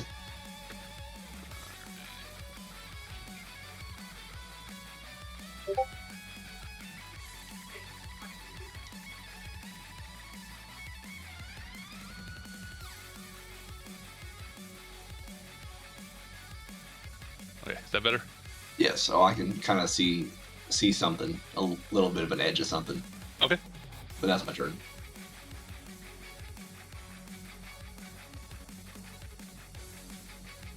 All right, and that would be Pumbaa and then Jace. Pumbaa's just gonna come right up next to Patience and chill. Okay. Jace. What's Everybody's moving over there. I'm sorry, go ahead. To untether from Baron. It would be. I'll let it be a move. Okay. I'll undo the rope and put it in one of his satchels there, and then 15-foot move, I guess. Okay.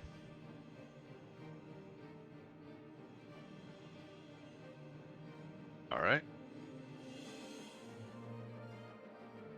That's my turn.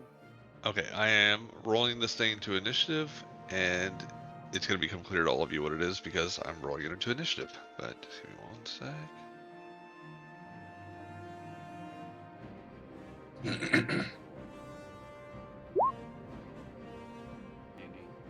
Oh shit. That's another good classic D&D monster. Yeah. I have a preemptive Oh, shit. question.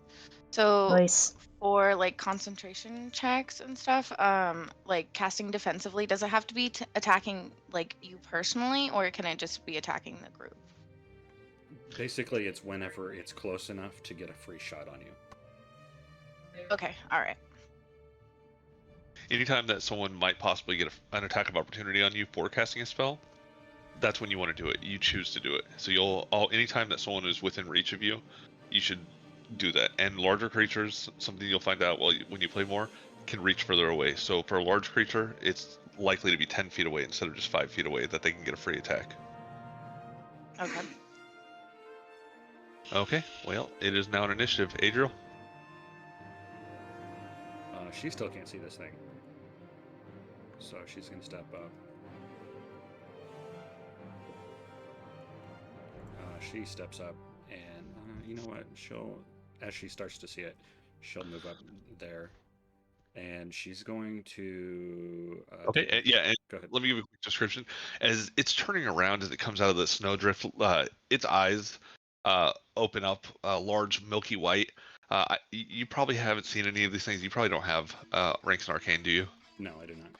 Okay, this thing is a massive looking beast with a huge, sharp, almost shark-like maw. Snow and ice cover this thing, icicles hanging down from it. Its skin is pale white, and it's looking around with a predatory gaze. It licks its nasty, sharp teeth, and its jaw looks incredibly powerful, and so do its legs. Okay. She doesn't super want to fight this thing, given the circumstances, so rather than trying to make attacks, she's going to take an action to flare her cloak out behind her and make herself look as large as she can, and shout menacingly at this thing to try and intimidate it. Should I roll intimidate? Yeah, go ahead. You'll get a minus to it, but you can do it. She's basically trying to make herself look too threatening to be a good snare. All right. Its eyes open wide, it whips its head around, sending ice and snow scattering against all of you.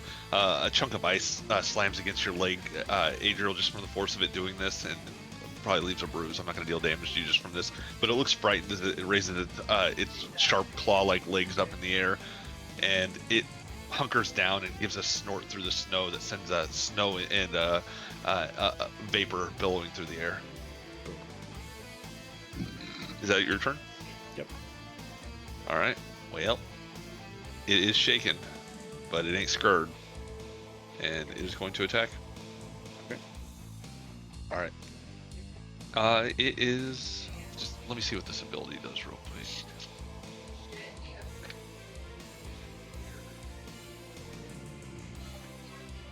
Okay. Noted.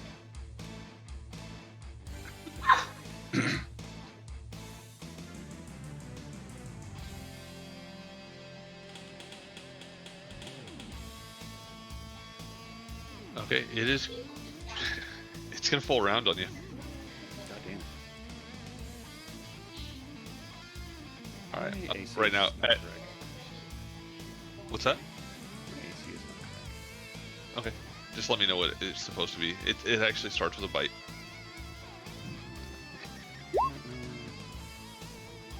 My numbers are right, but it's not like adding up correctly.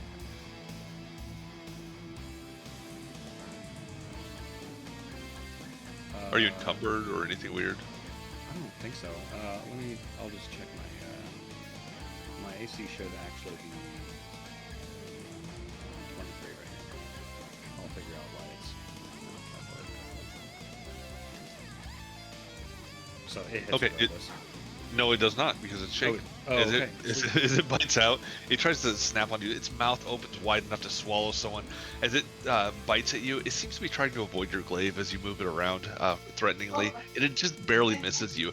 It chomps down into the air in the boulder in front of you and takes a a massive bite out of this boulder right here. It crunches through it without a problem, and it swallows the rock. Shit. And then it is going to. It's going to stand its ground. Okay. All right. Well, it's so am I. Yeah, I bet. All right, Larnold.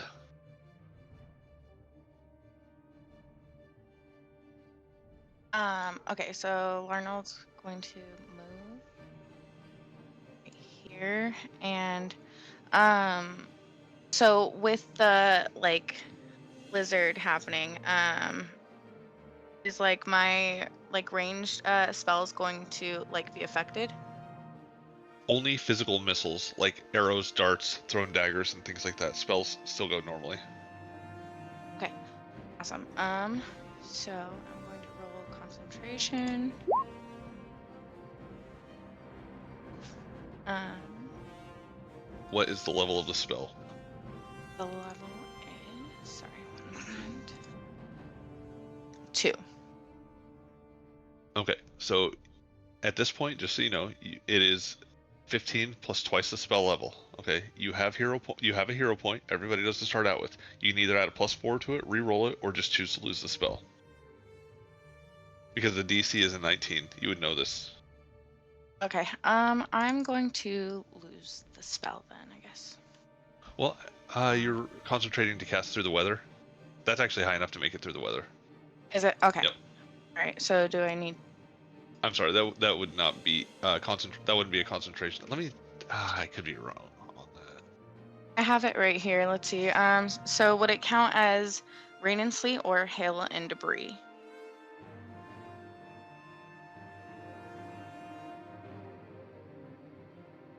Okay, well either way you would make this. You would make it with those DCs. Okay. Yep. So, just that way I can make sure I'm correct here. Scorching Ray has a range of 25 plus 5 per 2 levels. So, let's So that would be 40 feet for you. see. You've got 30 feet to hit it.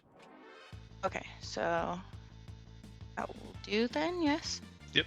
You can roll to it, hit it, or yeah, it's a ranged touch attack.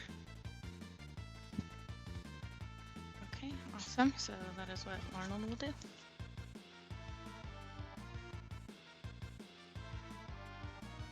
Now you might use a hero. That actually hits. Does it? Goddamn. Yeah, this thing's the size of a hippo. Oh, It ain't yeah, very quick. Yeah, I guess that's a good point. All right. Dang, that was. I think that might pretty much do it. I want to make sure it doesn't have anything weird. Yep. Okay. What does it look like, Larnold?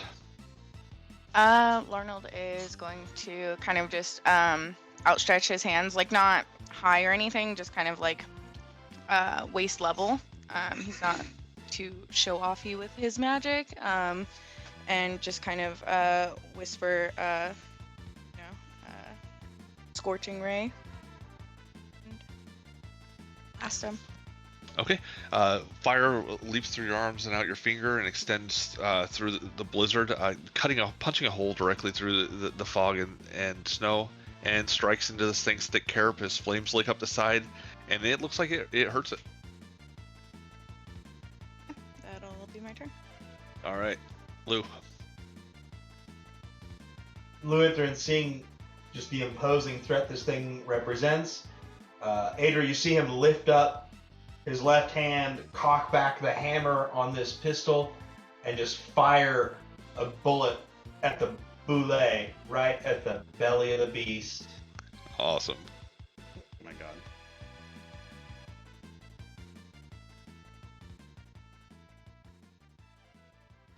$24. That's actually supposed to be versus touch. Okay. If within one range increment. So. That hits. And I do 1 point of bludgeoning piercing damage. All right, man. Your bullet punctures into its shoulder, and you see a trickle of blood come out.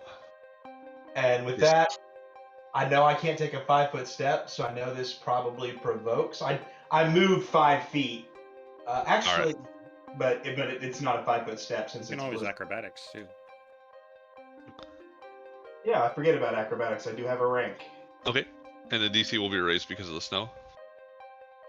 All right. It does not beat its DMD regardless, and it gets its attack of opportunity. It's not even smart enough to choose not to take its attack of opportunity. It's gonna reach out with a claw, and it's just gonna be the first one of these attacks. I'm going to. My AC's 21, so I'm good. All right, as it swings out at you, it slams into the rock behind you, and just snow slides down in a massive sheet underneath it. And with that, with a flourish, Lutheran holsters the pistol now that it's empty, and just kind of takes a double-handed grip on Helche and prepares for the worst. That's it for me. All right, Patience. All right, Patience will look to Pumbaa, give him a quick kiss on the face as a free action, and then we'll rush over here. I'm assuming that's like a little itty bitty rock. Yeah, it's pretty big, but you can still move into that square. All right, she'll climb up onto it if she can, with her movement, and then she will actually cast Burning Hands. All right.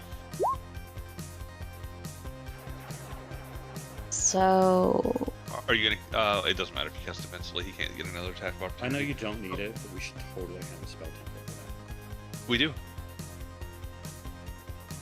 Yeah, thank you for reminding me. I've been waiting my whole life to do this. To waste too much time pulling out this $5 spell pack.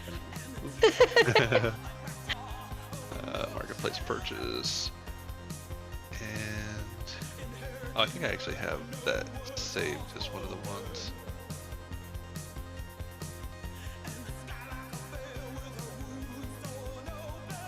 I assume you're gonna go diagonal so you don't hurt anyone.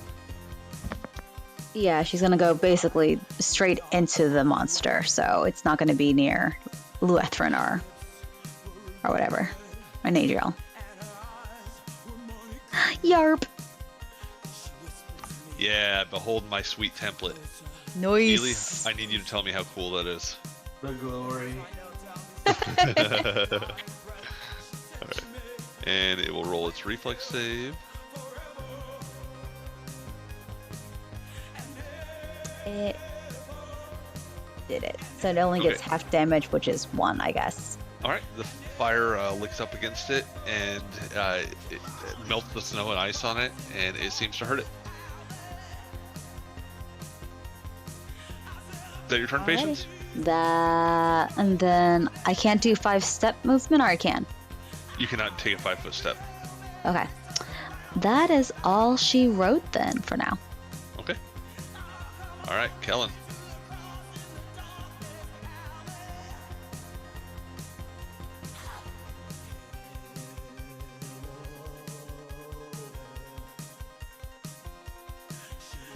Gopher, you're still muted, bud. Yep. Oops, sorry about that. All right. Seeing the array of fire being shot at this blasted at this creature, Kellen will he'll grab his holy symbol and then pull up his other palm outstretched towards the creature and cast Searing Light, level 3 cleric spell. Okay. Shit. You said Searing Light? Yes. Is that like a targeted spell? It's a medium, targeted ray effect. Awesome. Do I need to cast concentrate? Yes. Okay. Because of the storm, not because of. Oh man, I should have made you roll that 2 patience, but it's alright. Concentrate? In the weather. Okay. Do you want me to do it now? No, it was only 1 point of damage, but in the future, everybody will have to do it. And it's what's the DC on that? Will you pull that up again for me? For Burning Hands? No, let's see here. It is 10 plus spell level. Just because of the weather. Okay. I totally forgot. Not sure how to link Searing Light. It's in the little compendium thing. Okay, I'll just Google it. But it's 3d8 pretty much.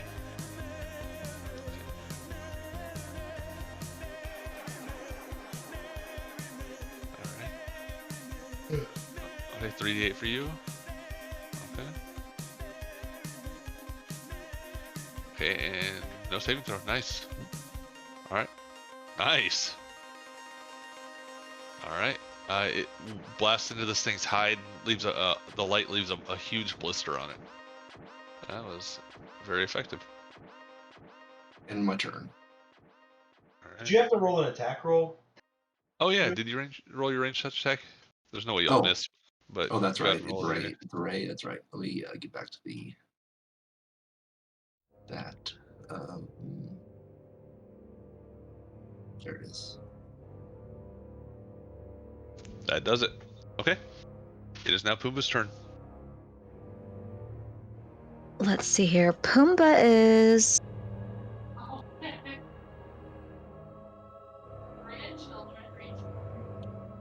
I think he is just going to stay where he is.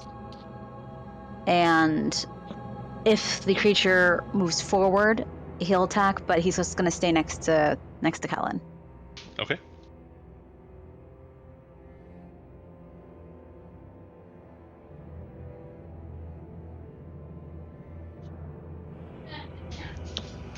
All right, Jace, that's you.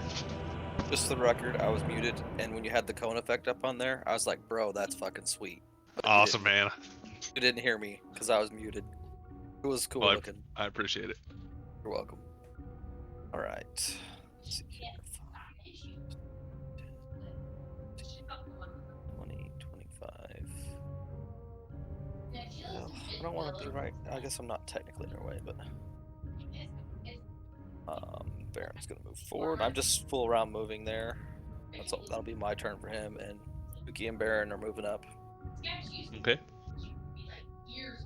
And that'll be my turn. All right. Adriel.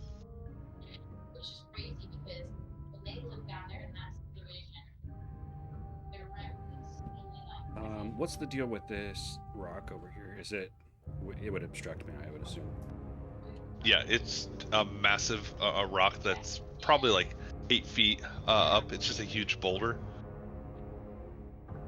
Okay. This is the only square that it's partially in that you can get into this square, but that's about it. And it's like 10 higher to go through a threat or through its square, right? 10 higher, you said? I think so. Yeah, that sounds about right. And it takes 2 squares per square that you enter, so Yeah. you'd be definitely moving full speed.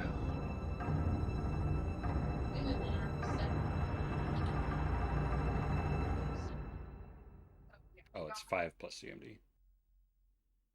As opposed to just its CMD. God damn.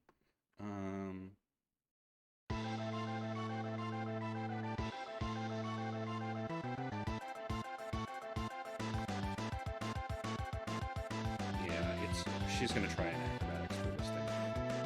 And probably fail. Okay. But she's gonna try it.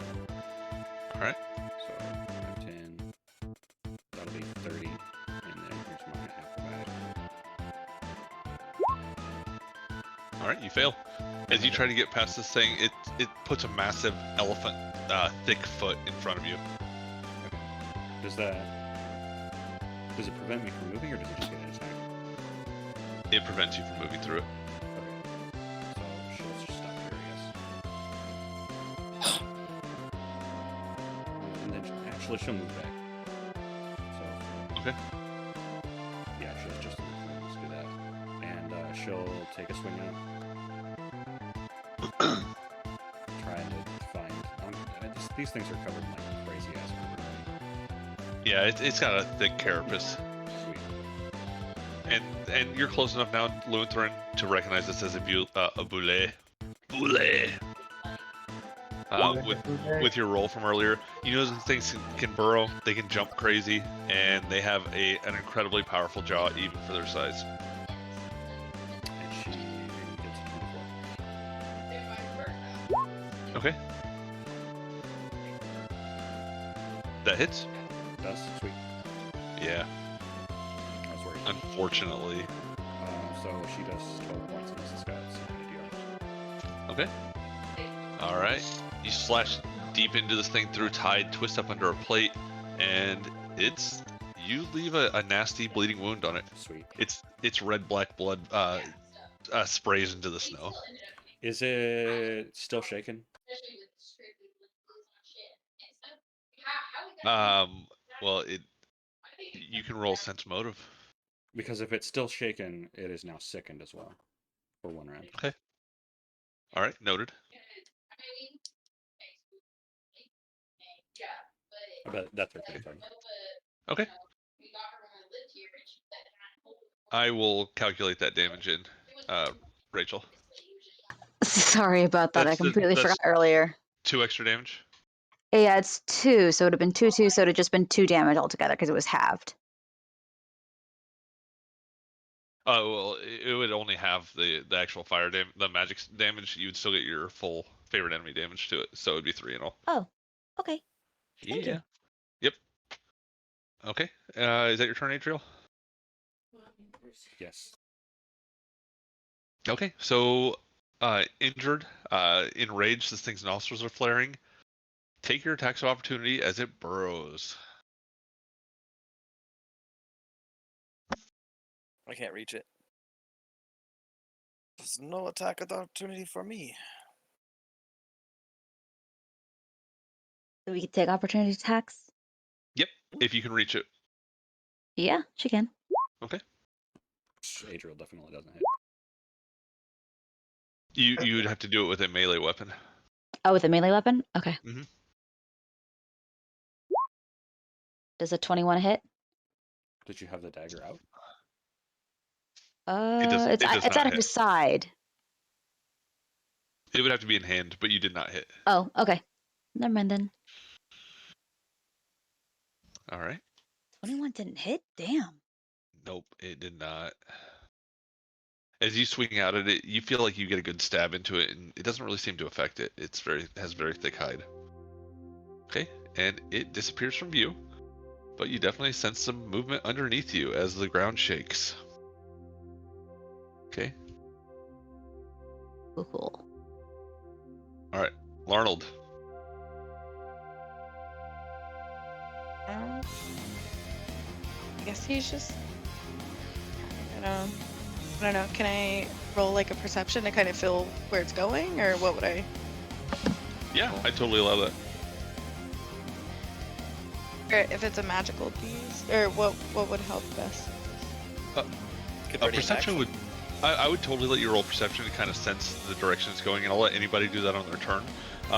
You can also roll a knowledge arcane to identify qualities about it.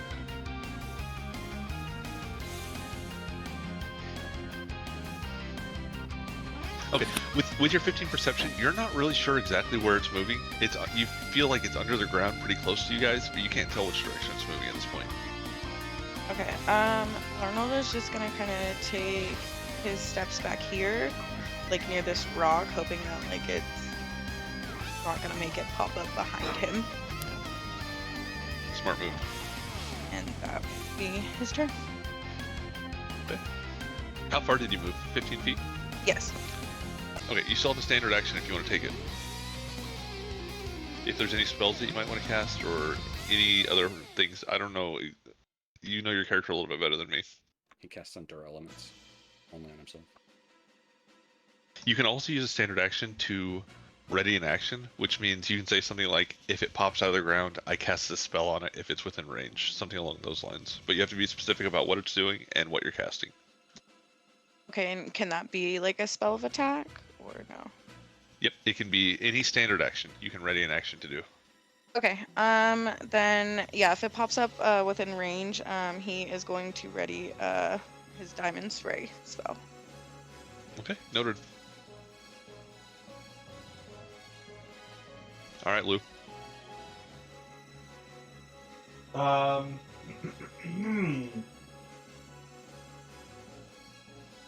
You said we could make a perception check to try and see at least which direction he's heading, right? Totally. Yeah, that's what I'm going to focus my attention on. 18. 18 is exactly enough to tell. You feel like it is moving, and guys, I'm gonna have to just show everybody, but only Luminthor knows it I'll at this close my point. eyes. You feel like it's moving this way. You see what I'm saying? You don't know exactly how far, obviously, but it's moving in that general direction. Sorry, I was zoomed in too far. I don't think I saw it. No, that's okay. It was like right here, and you feel like it's going this way. Oh, straight to the right. Got it. Oof.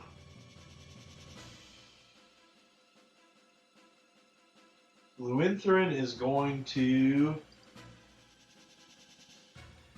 make a concentration check to try and cast a first level bard spell. That'll probably do it. That'll do it. So on himself, he casts Expeditious Retreat.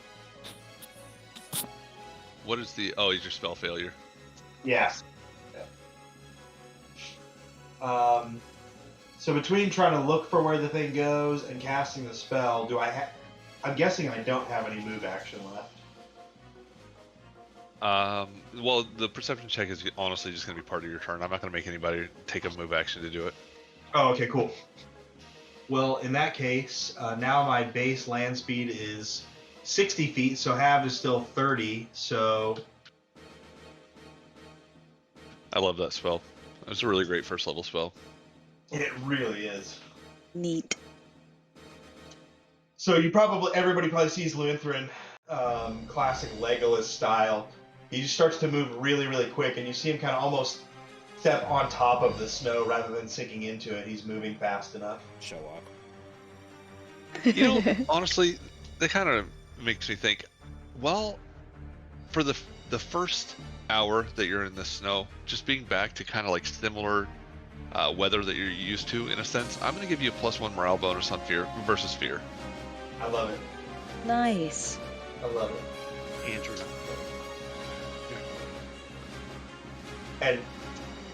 And say, I think that he says, I think the beast is heading this way, and you see him tear off in that direction. And that's it for me, Ben. Okay. That way? Patience.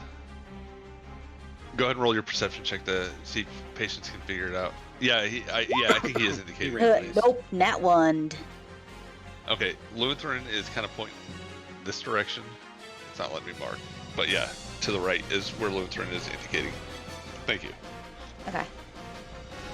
Alright, so she doesn't know exactly where the creature is. She rolled a nat 1 on her perception, so she's just gonna kind of run to where Luminthrin is since he yelled. Actually, she's not gonna run. She's just gonna take her movement, which is halved, so that's 3. Tadar. And that's all she can do right now, really. Standard action. She is going... Because the bow tech didn't count earlier, I'm just going to say she only has her dagger out right now then. Just to make that fair, because I want to make sure I'm not cheating. She's just going to keep her dagger at the ready for now. Okay, sounds good. And much appreciated. I know you weren't cheating. I try not to on purpose. Alright. Well, as GM, I will admit I occasionally cheat, but it's only for story. I mean, as the GM, you're basically God. Do we tell God he cheats? I don't know, probably. Yes, we do. Alright, Kellen, it is your turn. Alright, let's see. Again? Oh, Nope. Alright, I see people shuffling off to the right here, so I'm gonna move in their direction. And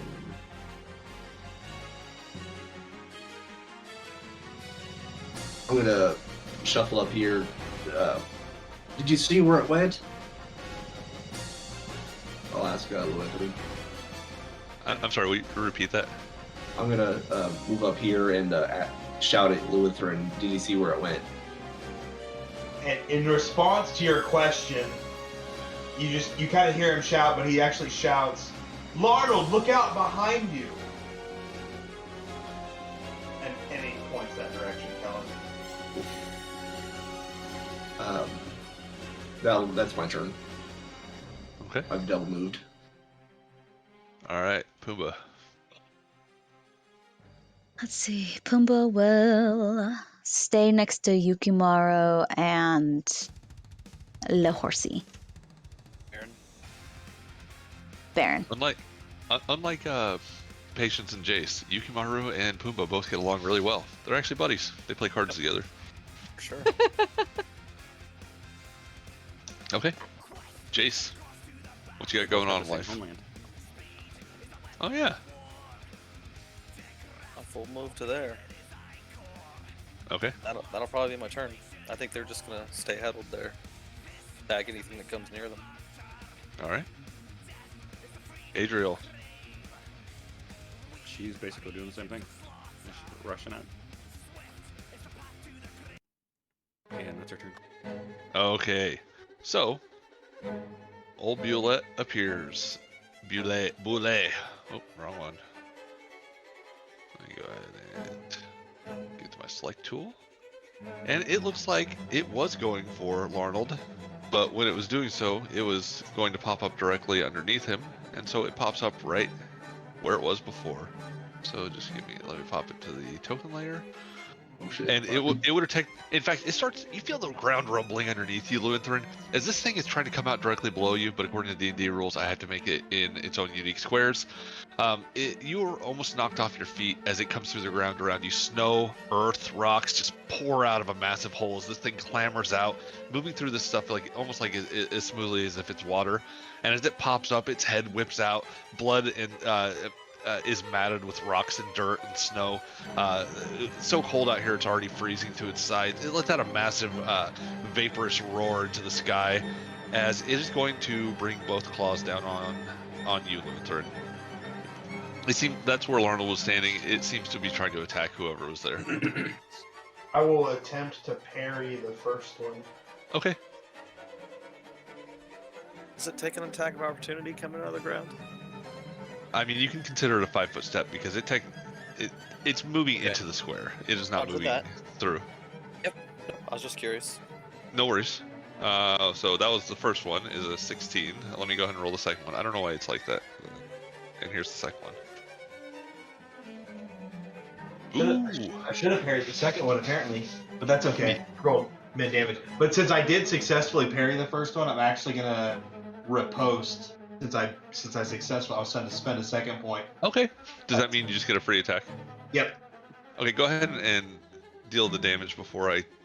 Okay. I don't think I actually probably hit. With All right. 15. Man, it bursts out, lets out a roar, and its claws just go both for you. The first one, as it swings in, how would you riposte this massive, like man-sized claw coming at you? You know, I think I would hold the blade up, like put the flat of the blade against the palm of my offhand, and as the thing is trying to push down, I catch the claw in it and just slide right under the leg and spin a bit of a pirouette and try and slice up into its belly, but my blade probably just clangs off scales. Yeah. I open myself up to attack from the other claw. Awesome, I like it. And as it comes back from your back, you feel its claw graze you on the shoulder, just barely get you, for 6 points of damage.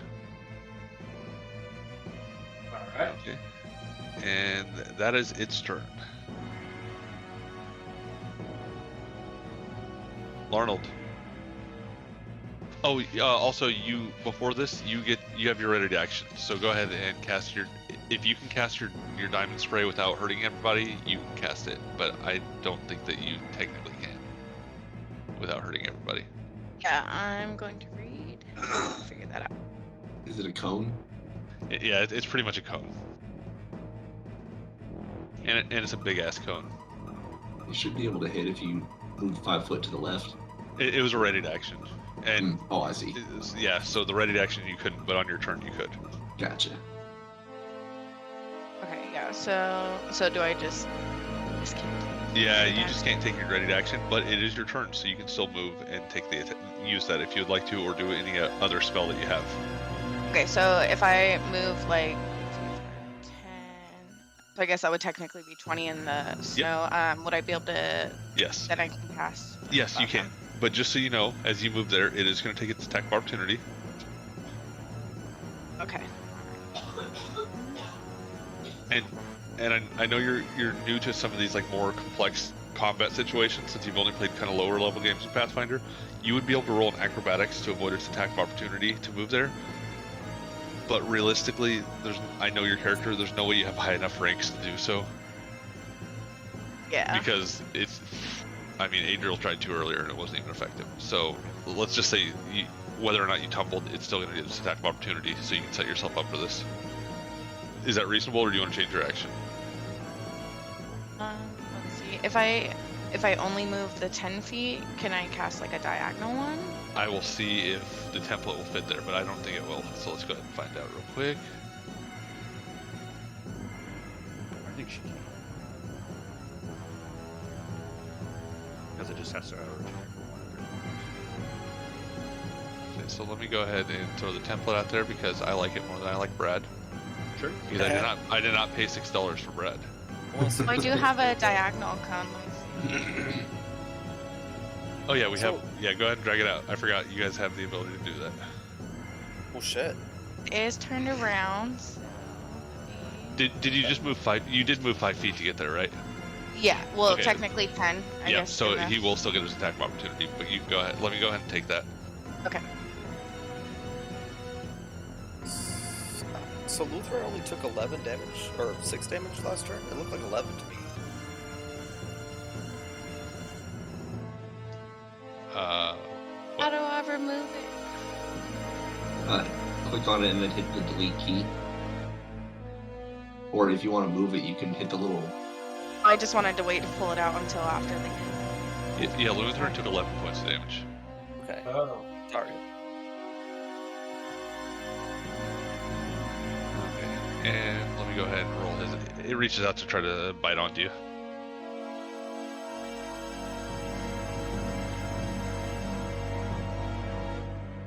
What is your AC?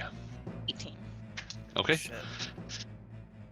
Yep. So as you move in to cast a spell, you raise your hands up and begin. Right before you can cast it, its massive maw opens up so wide you can see down its throat into its guts.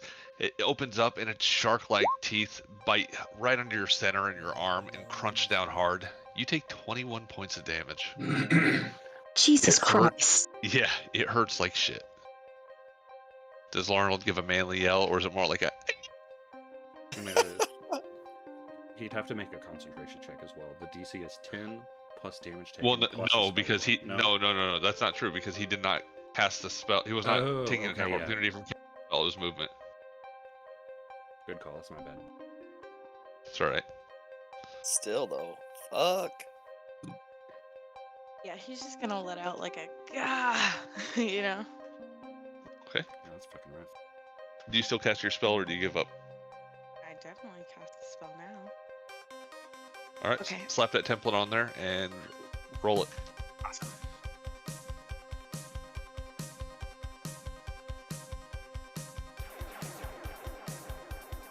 You should be able to rotate the template if you click on it and spin it around using that little square that's above it. Yeah, there you go. That's fucking sweet. That's so fucking Yeah. Hell yeah, I love them. All right. And I will cast Diamond Spray. And it just makes the casting easier for the casters. Yeah, oh yeah, for sure. And the effects are fucking sweet. Ooh. Okay. And what kind of a saving throw does he get? Let me check that out. If you click on the spell, it'll give everybody the info. Neat. Looks like it's reflex. Yeah, it's Alright. reflex half. DC 19, man. Damn. Larnold is a badass, guys. I told most of you before, like I kind of gave some hints, but it's one of the, he's cool. All right, Good. and he's not a honeypot for the GM. She is a unique individual in this. Sweet.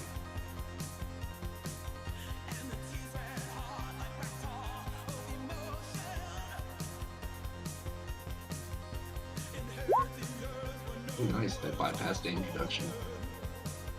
Okay, he takes half Such damage. good reflex. That's crazy. It's a beast. Yeah, but Okay, so that's Magical what? beast. 8 damage then? unlike most of you, a single bite from that thing was pretty damn close to being the end of it. Yeah. There's pros and cons to being a full caster. Sure is.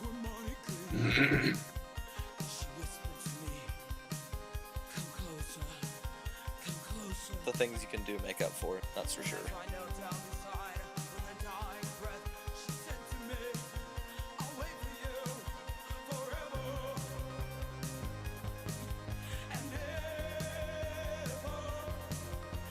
Okay, this thing pops out of the ground. You guys start stabbing at it.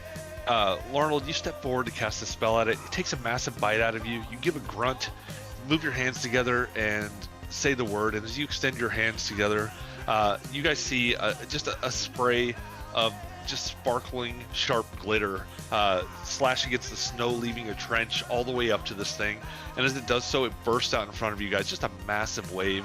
And the boulet is deceptively quick and agile, burrows halfway under the snow and the soil as it goes up against the tide, but it still tears huge peels of its flesh off. It's still going, but you guys are definitely hurting it.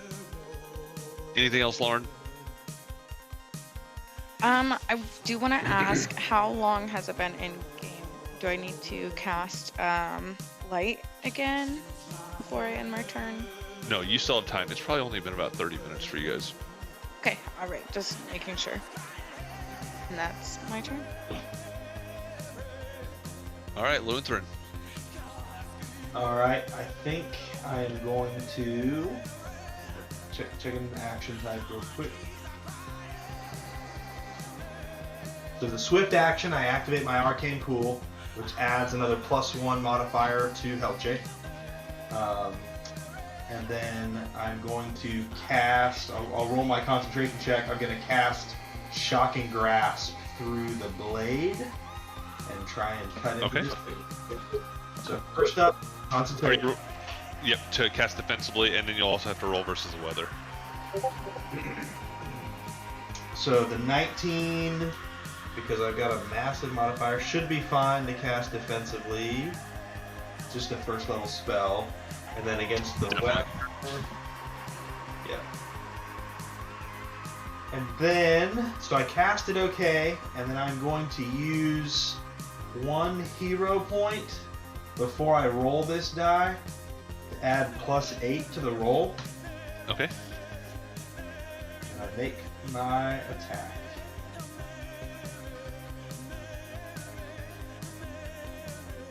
Nice roll. And that's the sword damage. Okay. Plus the fucking grasp goes through it. We roll that real quick. And this much lightning. What the? I did not crit, so it's okay. Still. How much damage in all? 30. 10 from the sword and 20 from the lightning. All right. So, just as it's reeling from the blast of diamond dust from your new traveling companion, give me a description, bro. Yeah, as the scintillating diamond is even, this thing's a beast, but it can't shy away from the effect that diamond dust has on its eyes.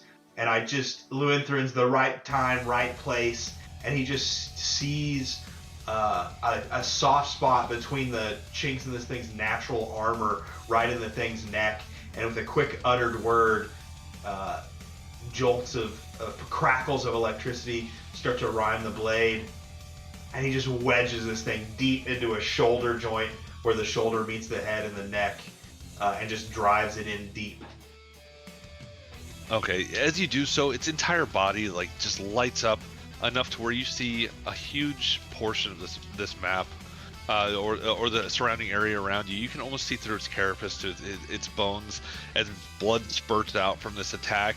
It sizzles around the wound, just bubbling and immediately drying.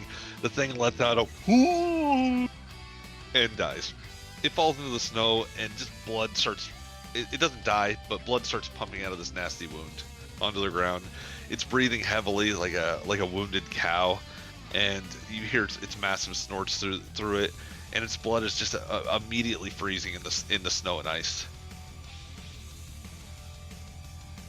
Lewinthrin's heart is still racing, so his chest heaves, barely believing that this thing is dying at his feet, but relieved nonetheless.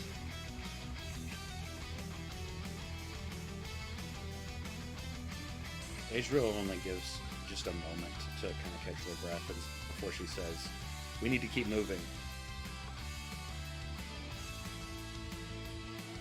And Keldon will just pump out a channeling to the whole group without excluding the Belet.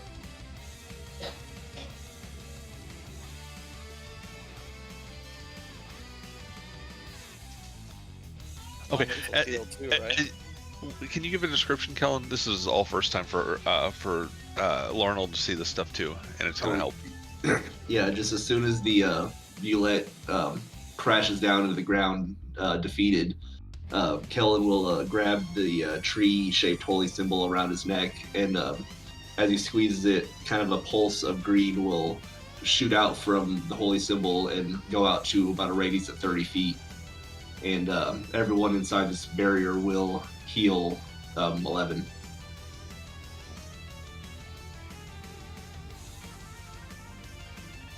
Arnold's gonna nod his head at him. Thank you. I would do more, but we don't have time. It's cold. Got enough. And with that, I'm gonna move the whole party so you guys can kind of see some of the scenery. You guys are moving. Is anybody not moving? I think Patience would finish off the animal if it has completely died with a quick dagger to the heart that she can reach, or the throat, and may try to take any of its hide and or blood that could be useful for potions or crafting. Yeah, Alchemy totally. later. Go ahead and roll a craft alchemy to gather components, and I can specify them later. You guys see and I'm actually going to use Go ahead. my Hex Cauldron, Cool. which gives me a +4. So that'd be a 26. Okay, you guys see Patience now, the same and also different from 4 years ago. She clambers on top of this beast, and this is the same part, as she just sticks her dagger in and wrings its neck, hot blood flowing into the ground. It gives a snort and a cough as it dies. It twitches a couple times, its claws digging haphazardly. She holds on and finishes this thing off. She stands there for a moment, and as you peel back some of its hide, you're able to, you know what? I'm trying to think. You don't know exactly what this thing is. You know it's a magical beast. You're able to get a vial of some of its spinal fluid. Okay. I don't know what it does yet, but we'll figure it out. All right. Feel free to ask me about it in the future. I may forget, but I'll definitely give you something for it. No problem. I'll remind you. Okay. It And lets Jace grow an eyeball. It'd be handy.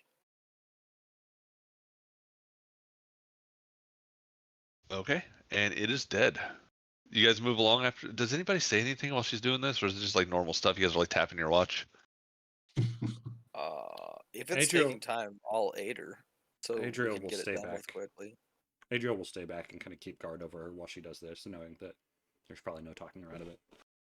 Larnold is definitely wondering if there's any money to be had for some of the hide or the blood. Roll an appraise, Arnold. Patience is also taking a pound of flesh to basically have frozen with her as rations. Okay, noted. So, Larnold, as you're looking at this and seeing her do this, I mean, there's probably some weird people and wizards and herbalists in Chame that would pay for some of this. But looking this thing over, you don't necessarily have the skills to skin this animal, and you think that it would probably take a long time to take this thing's hide off. Okay. Sure would. Hours probably. Okay. Lewinthrin unceremoniously pulls the spent alchemical cartridge out of his pistol and reloads it. Perfect. Okay, and so you guys continue along, pushing through the snow. Roll one more fortitude save, and it is now a DC 18. Adrian hasn't made one of these yet. Good thing you got healed just a second ago. Yeah, all non-lethal Oh, should right. be healed. 27. I didn't even think Okay. about that. Nice. All right. Boomba takes 2 damage. It is going to be 1 point of damage for this one.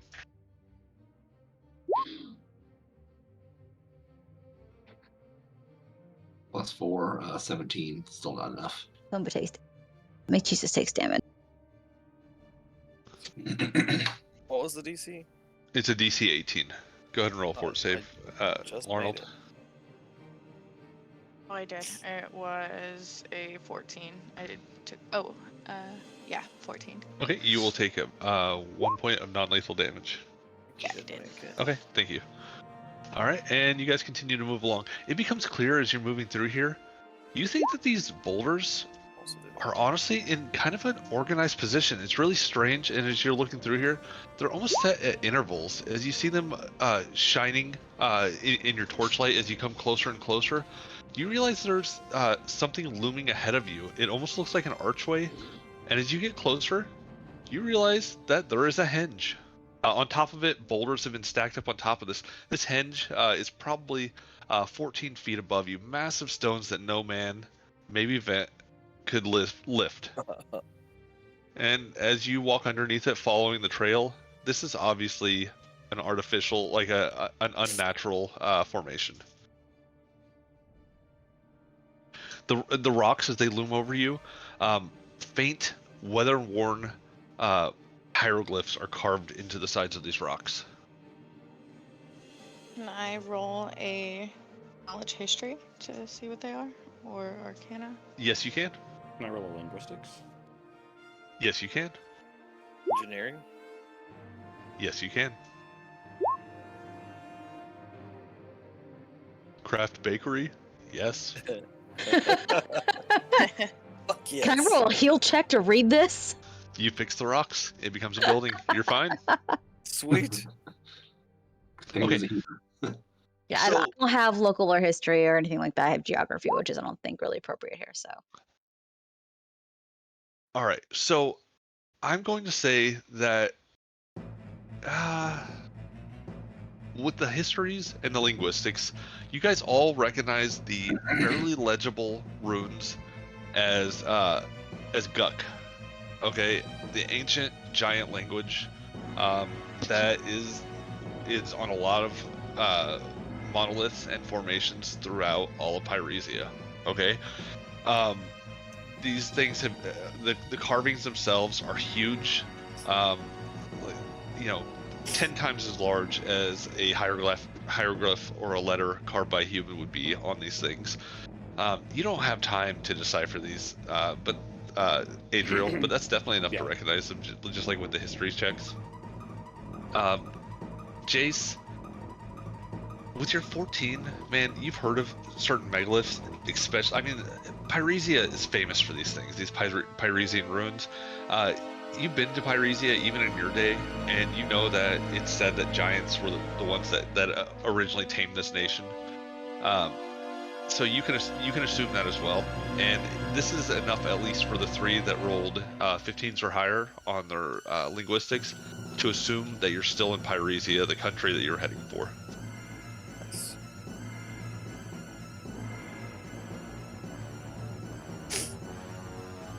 Well, it looks like we're in the right region, at least. I'd like to say close enough, but I don't really feel like it is. Thing that looks like shelter. You guys must be freezing. There's frost in anyone who has a beard's beard. Like Probably in my sickle, yeah, in your dreads, sickles kind of growing out of the nose and corners of mouths. Your clothes are starting to freeze up from the sweat from the battle. It is not a good situation. The snow is piling up even more. It's getting deeper and deeper by the hour. You guys continue along? Yep. Alright. I cast detect magic. Okay. You don't detect any magic as you go through here. Any magic this place might have had is long ago faded. Yeah. Okay, move you guys. this diagonally, and just you move through there. You don't fall off the edge, and you realize it's sloping down even more so than before, and it becomes kind of steep as you get down to this point right here. I want you guys to roll balance checks. Don't worry about your animal companions. I'm just more worried about you guys. Or what is it, acrobatics now? Yeah, roll acrobatics check as you start to go down this more steep slope, heading downwards. Bah! Patience slips. Well, technically, what does Pumbaa roll for acrobatics? Because technically he's sure-footed, so he's a +2 in acrobatics. Yeah, I'm not too worried about the animal companions, and this really is like, this is more for description than anything. At one point, Patience, you start to slip a little bit in the snow, and you fall flat on your back for a moment. You're able to pull yourself out of the snow angel you built for yourself, but it's pretty rough going as you start to clamber down the hill. Do you guys take any sort of preparation as it becomes steeper? Patience is probably going to mount Pumbaa, since he is a sure-footed animal. Okay. All right, you clamber on Pumbaa.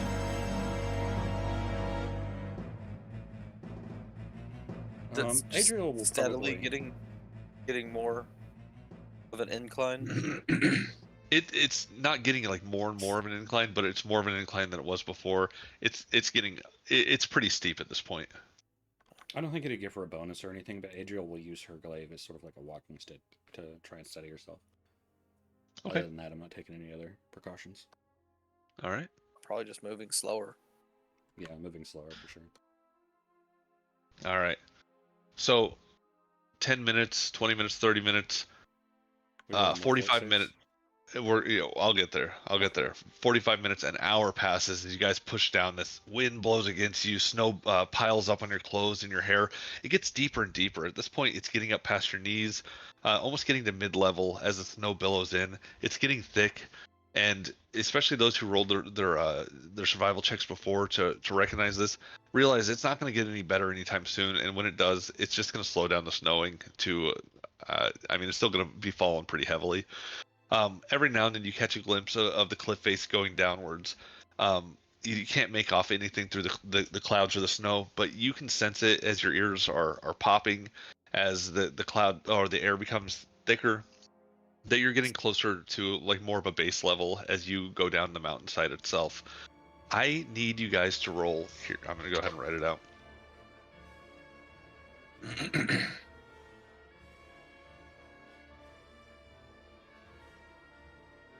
And I want you guys to keep track of any of these that you fail.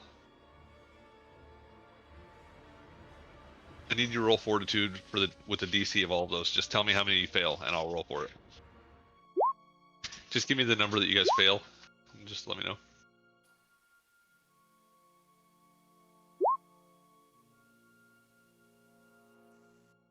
Just one for Kellen. Just one go? Oh, yep. Okay. This is for Kellen. You take 3 points of non-lethal damage through this hour. Adriel took 2. Failed 2, okay. I should say. Yep.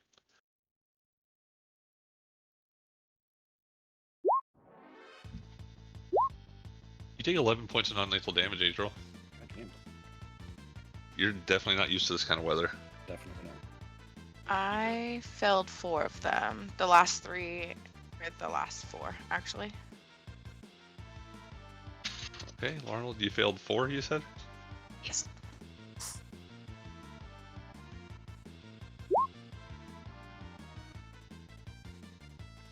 You take 17 points of non-lethal damage. You're... Yeah, we'll get into the specifics of it.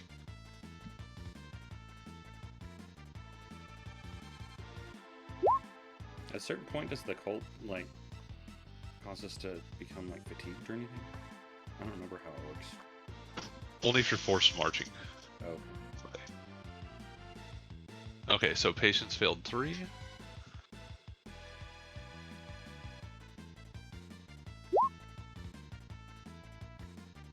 Alright, you take 10 points of non-lethal damage, Patience. Jace, did you pass them all? Oh, I failed one of them. The one in the middle. Okay. 21. Oh, shit. No, yeah, we do become fatigued. Okay. Unless you're claiming otherwise, which you can. No, I'm not claiming otherwise. There's a lot of cold rules. Yeah, there are. Do you just become fatigued after the first point of non-lethal damage? Yeah, basically. Okay. That's right.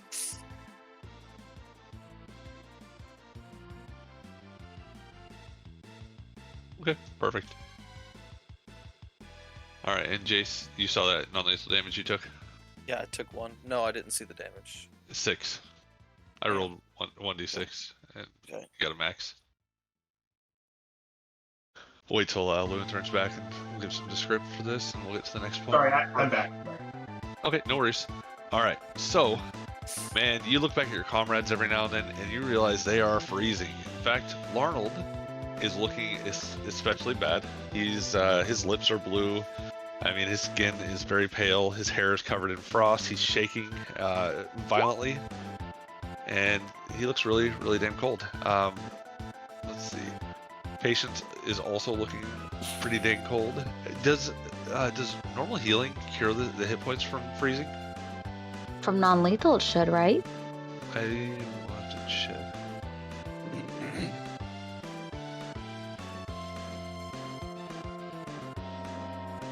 Nope, you have to actually get warm to recover from it. Okay, I've already hold don't worry about all the hit points you took before. We'll deal with that in the future. But yeah, yep. Cool. Okay, then I won't use that then. I thought I did. Understood. Yeah, no worries. So we were all fatigued in that fight, I think. Yeah, but it's too retroactive to even matter. Right. Okay. Patience wasn't fatigued in that fight because she hasn't failed a fort roll up until now. Okay. Yeah, definitely some of you were, or should have been, but it's already past that point. It's okay. Okay, so as you guys start to come down, like I said, Lewinton, you're really starting to notice these guys aren't doing too well. And one of the things that you notice something standing in front of you, and as you get a little closer, you realize it's a twisted tree. And then you see another one, and you realize you're starting to get to the actual tree line. And as you get closer, you realize you're coming into a small alpine forest. Pine trees, kind of twisted and small at first, rise up, and then before too long you start to see thicker and thicker ones. The snow is still thick and deep, they cover these things, but you realize you're getting closer to the actual ground.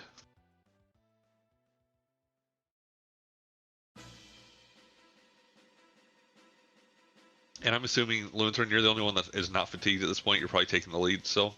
Yeah, and I'm basically trying to constantly reassure my friends, and I point out these signs as we trudge along, like seeing more trees means we're getting to the tree line, getting out of the belly of the beast here, and soon we'll be able to start a fire and get them warm again. The slope winds down, and before you, more and more trees dot the landscape in front of you. While the snow's still thick on the ground, it's definitely not as cold as it was up above. And, I mean, you're not going to be taking non-lethal damage once you get down to this point every 10 minutes. It's going to be more like every hour or so. As you start to get down closer and closer to the hills that surround whatever mountain it is that you were on. Trees with leaves that have honestly fallen not too recently dot the ground around you. And there you guys are. Go ahead and move full movements, but just assume that you are moving half speed. And we'll go ahead and start at the top of Anish. And let me know if you guys are doing anything besides just moving as you trudge through the snow, freezing your bollocks off. The Anish is gone. Of course it is. That just makes sense. Adriel. It's gonna be Larnold, then Lewinton. Yeah, Adriel's just cold. And continue. As if she can. Yeah, go ahead and move. Oh, okay. Move your full movement like you're not in difficult terrain. I'm just trying to double these movements up.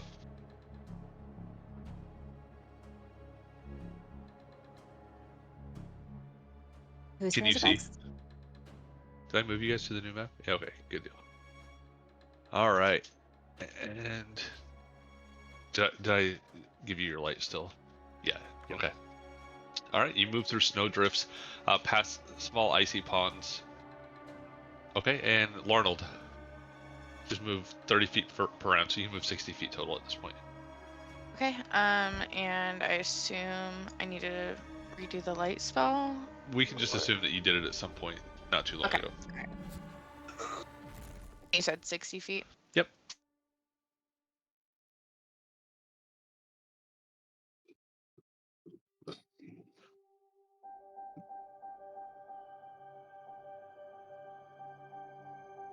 All right, Lutheran, and then Patience and Kellen.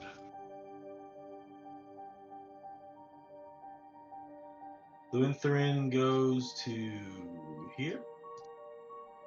Okay, as you move about there, Lutheran. Hang on one sec. I have not minimized your viewing. I don't think I have for anybody. You see signs of civilization. The first thing you notice is there's a stump right here. It has been cut cleanly with a saw of some sort. And then past this tree over here, you also notice there is a wooden building. I whistle a whistle that probably it sounds like some sort of a bird to try and catch everyone's attention. Will like Larnold be like aware of this? I don't think that you can see it from where you're at. I think the only reason that No, the whistle. Oh yeah, the whistle. You definitely hear the whistle. Okay.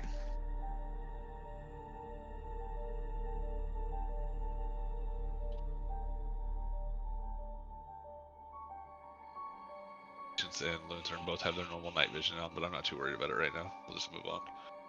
All right, Patience. Oh yeah, you definitely do. Yeah, no, I can see. I can see pretty far. It's all right. Just assume the snow is kind of slowed down just a bit, but it's about to pick back up whenever I have a chance to change everything. Okay. All right, But I can take you full movement. Yep. Right. Yeah, go ahead.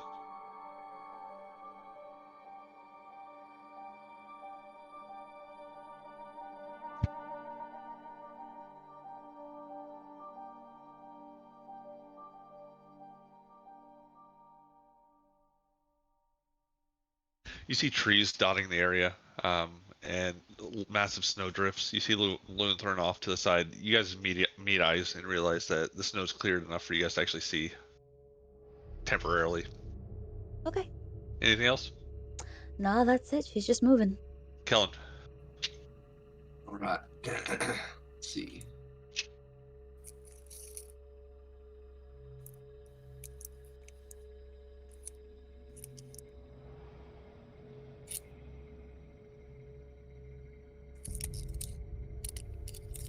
Double moving down to there. I see Lutheran, but I don't see anything else besides normal stuff. So that's my turn. Okay. You can move Pumbaa up to you, or whatever you would do with him. Pumbaa. All right. Bomba. Jace, move your zoo.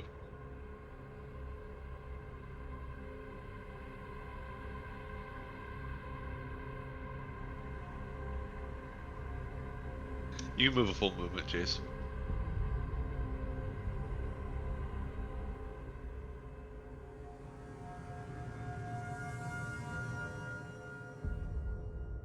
Okay.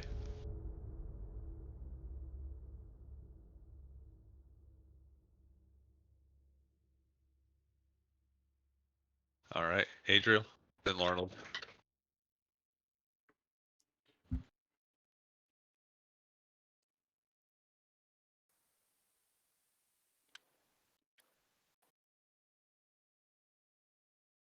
Done. Okay. Lutheran, do you say anything? You see Adriel moving over there?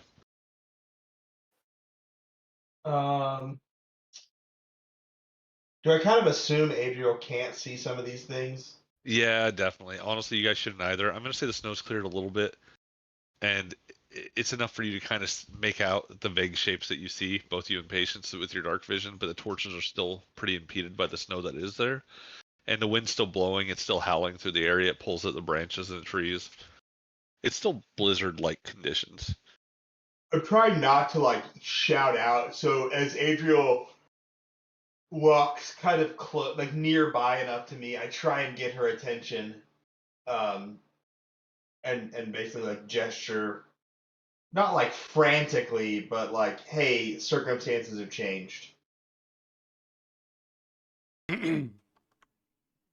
Is he gesturing in a specific direction or something? I think probably gesturing you over to him with the intent of like he's gonna walk you over and show you this stump and Okay. hope to draw the right conclusions from it. I mean, she sees a tree stump, but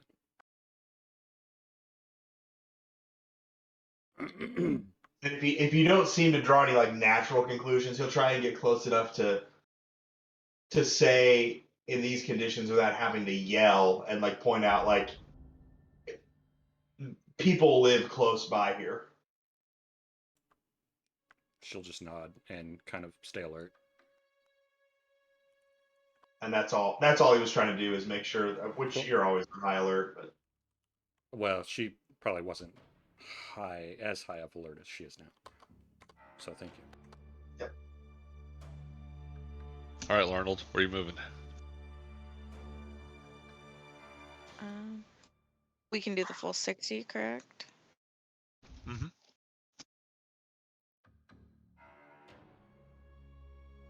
Okay, and that is when, go back like 10 feet. Okay. That's when you noticed a 2-story wood and log cabin in front of you, nestled in the trees there. The entranceway is open, and with your magical light, you can actually make out enough to realize that the snow is billowed into the door, and the door is off its hinges on the ground. Okay. I guess not quite wanting to alert, just in case anybody is in the house that like means harm. I guess Larnold will just kind of whistle to the group to kind of,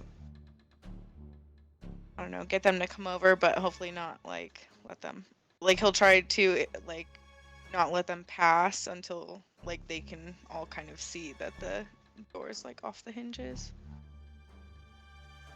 You guys hear Arnold whistle as he moves past. That'll be my turn. All right, Luther, back to you. hearing the whistle, Lou's gonna head that direction.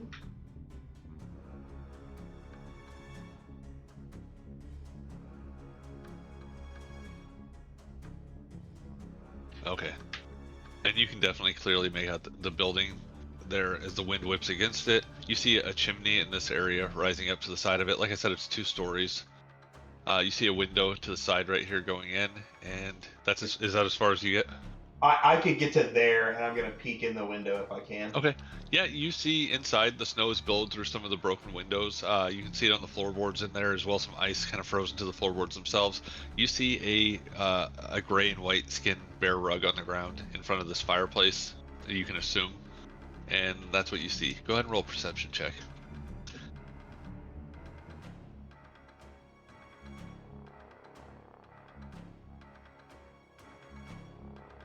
Sorry, my browser's going slow. No, you're fine.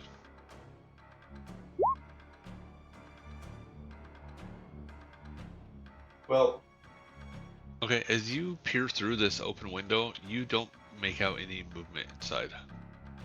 seeing the door on the ground, seeing the snow billowing inside, Lewinthron shouts out, "I think it's abandoned. Come on, quick, let's start a fire." He might be wrong, but that's what he assumes. Okay. And then it will be Patience. Patience will... Can she hear him from yelling from this distance? Yeah, well, I'm just gonna assume so at this point. Okay, then she'll make her way over there with all of her movement. Yep. And just so you guys know, at the bottom of the niche, I'll probably change vision again, but we'll see. Okay, go ahead and move. Where do you want to move? I can move 60, right? Yep. I'm double moving you guys. You're still moving just as slow, but I'm just doing double turns for each one of you.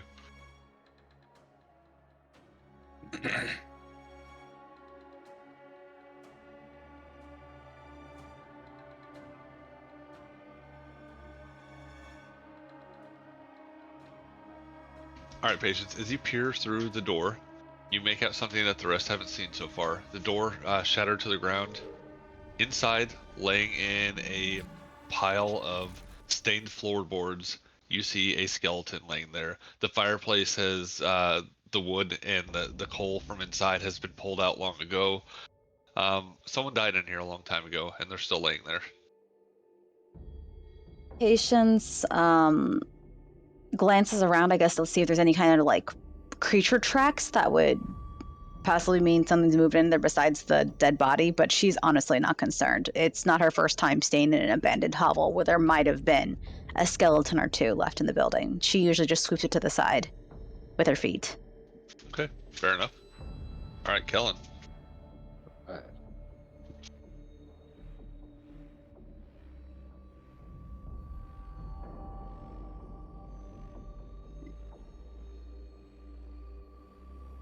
$55, 60. Don't move it. That's what you're.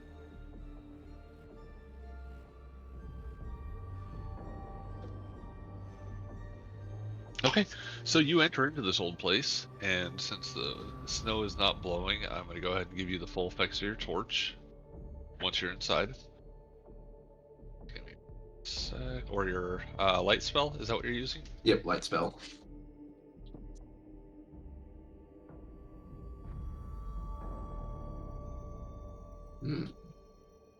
Okay.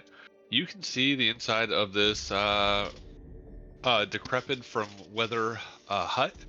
I mean, everything you can see is you see there. There's an old bed without a blanket or pillows on it. There's a table with boards that have fallen from the ceiling long ago. There's the bearskin rug and various objects that have fallen apart. The wash basin over here is long leaked on the ground, causing ice buildup on the floorboards, which are bowed and bent.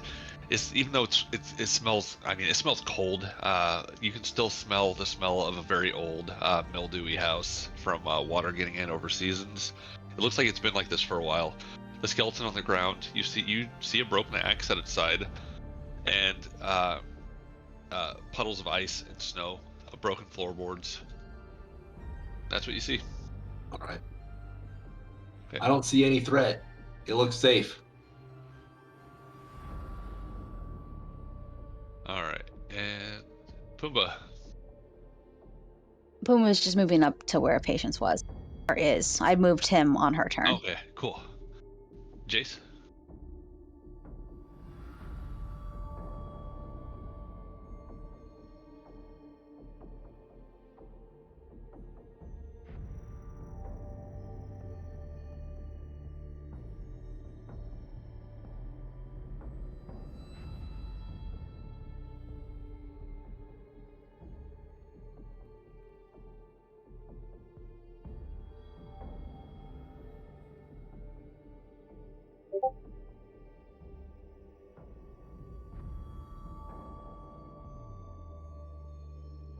All right, Jace, you step in and see the same scene before you. I will let you guys roll some survivals to track and all that once everybody gets in there. But there was definitely a fight here of some sort. There's furniture that's overturned. There's the corpse there and a broken weapon. Clothes are still rotten and ragged, hanging to this thing's body. Though you can't tell just from looking at it how long ago this happened. It was obviously not any time recently. The whole body is decomposed, so it had to have at least been last year. And just leaving a gnarly stain on the floorboards.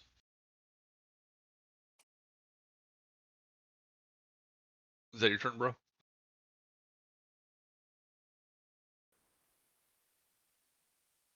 I can't hear you if you're talking, Ely. Yep. Oh, is he talking?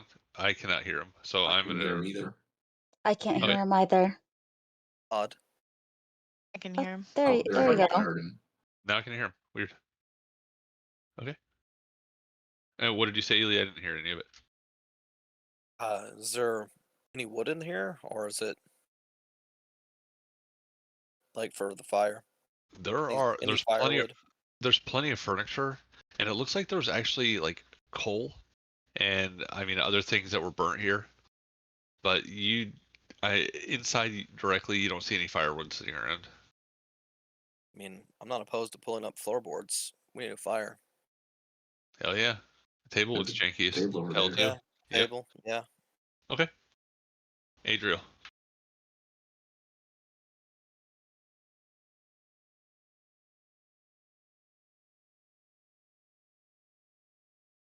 Okay, that's as much as she can move. All right.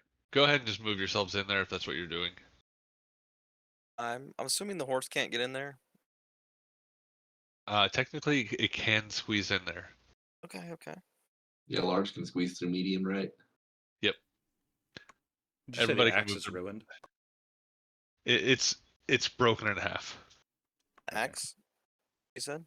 Yeah, Do I need Oh, I have an axe on Baron. I also have a shovel. do I need to cast concentration to cast spark? once you're inside the place, the wind and snow isn't blowing against you as hard. Yeah, no concentration checks will be necessary once you're inside. Okay. Arnold will cast spark on I guess some like pieces of wood that he's I'd assume this is the like fireplace right here. Yeah, it is a fireplace. Let me look up spark real quick. If you don't mind. Yeah, Kellen also has that to do. It says you can You make both an spark it. unattended fine flammable object catch on fire. This works as if you were using flint and steel, except that you Fine. can use spark in any sort of weather, and it takes much less time to actually ignite an object. Okay. I'm gonna go ahead and wait until everybody else that's going inside actually goes inside. Luinthrin, if it looks like they're going to be successful in getting a fire started, Luinthrin's actually going to post up guard outside since he can do so without freezing to death, and he's just anxious that something might sneak up on him. Okay. So Kellen, and and Larnold, you guys go over to this fireplace. The coals are spilled out onto the ground. I assume that you guys kind of sweep this up and push them back in there before you start lighting it. Mm. Adriel's Okay, gonna you start push. breaking down one of these chairs too. Okay, I want Adriel and Jace both to roll perception check from over where you're at while these two are starting a fire.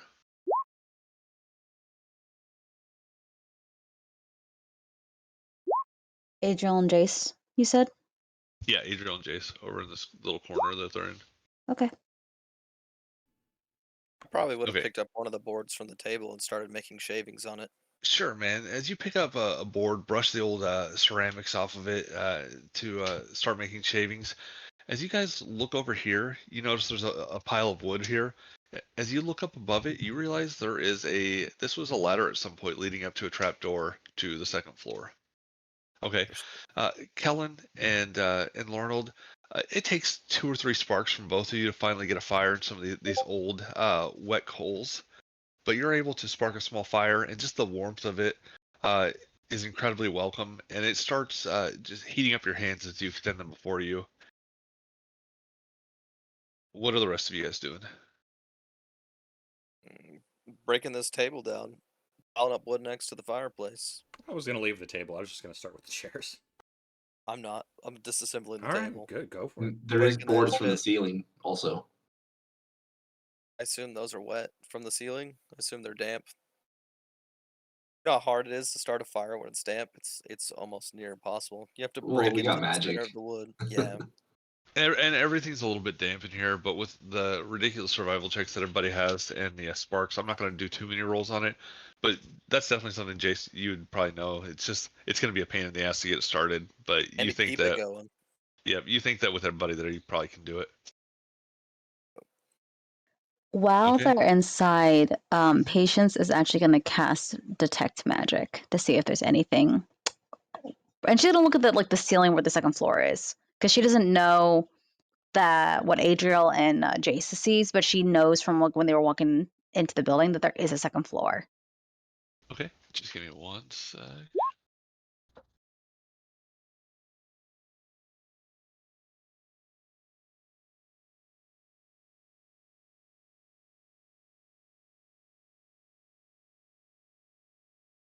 So what? You just give me one sec.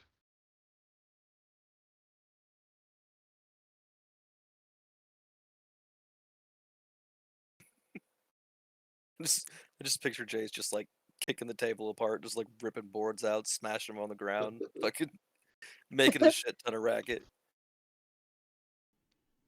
I mean, Adriel's over there basically doing the same thing. He'd probably even go over to Aaron and pull the axe off if they seemed like they needed the axe. And Okay. As you cast Detect Magic and look around, you obviously there's going to be 1,000 auras that pop up from your party, everything that everybody has. You notice the evocation from Kellen and Larnold trying to cast the fire, everything dotting Jason and Adriel. But you do detect magic that is not associated with your party. You focus it down, you take a minute, look around the room, and you realize that the axe, while broken, is magical. Patience goes up to the axe. Can she tell what kind of magic it? You believe, I don't know, what would an enhancement bonus be? Maybe probably enchantment. You Yeah, I don't recognize remember. enchantment. I'm just gonna say enchantment. Okay. And go ahead and roll a spellcraft to identify it. 16. I never make a big deal out of it. It's just too much of a waste of Yeah. time. You look at it and you realize that this is a +1, a +1 battle axe. Huh. Okay. Um, she'll kind of look down at it and then look up and glance toward Adriel and Jace and Kellen and say, "That's a magical axe that appears to enhance your abilities while wielding it. Sharper cuts, surer hits. Do you guys want it?"